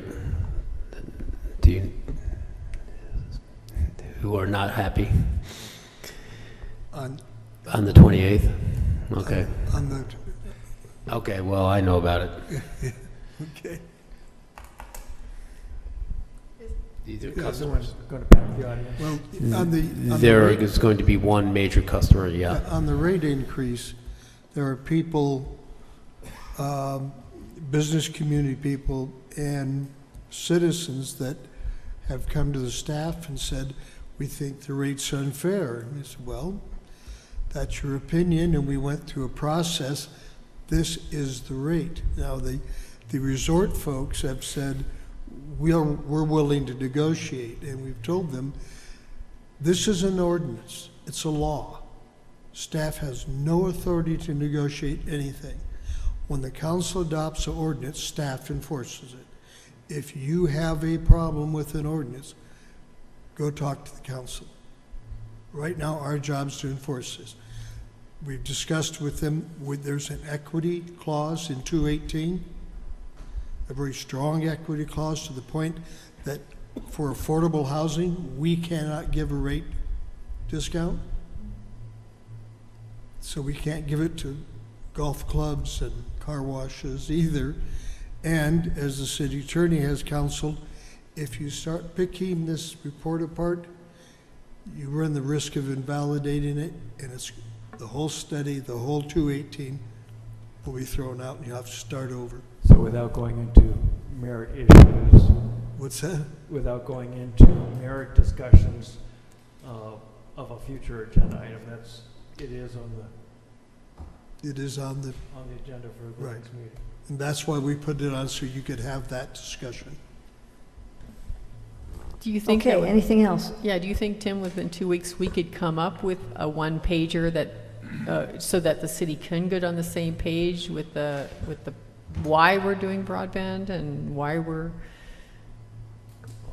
I don't even... I mean, if someone comes into the front desk in the city office, and starts talking about this. Oh, yeah, sure. Do you think we could have a one-pager that they could refer to about the effort and why we're doing it? Why is the city looking into this? Yes, why the city is looking into this? Okay. Well, I think that... But then would we have to agree as a council? Can we do this informally? Can we post it on the I would website? prefer that it be a council. If it's a policy statement, it's an important communication from the city to the residents. I think it should be something that we approve. For the city manager, I think it suggested that perhaps we report as to, I think for the public or for the newspaper, as to what we did in Kansas City, or what we learned in Kansas City, or why this delegation I think went to it's Kansas important that the two council members from Mount Shasta that went to Kansas City write independent reports that are submitted to the council for the edification of the council, and that in an attempt to start that educational process, we could post these website, have copies available. Until the council takes formal action, decides what your policies are, what your goals are, I think it's inappropriate for staff to put together a letter to be put at the front counter. Yeah, and we've got an ad hoc subcommittee and actually. Can we, I think I could individually, without binding city council or the city, write an opinion piece to the for newspaper? You can. And then what about the general plan? The general plan needs to be modified before we can do specific. Well, that's a discussion we'll have after we get the final report. Okay. And we start to go forward. That is one of the issues that we need to discuss. We good?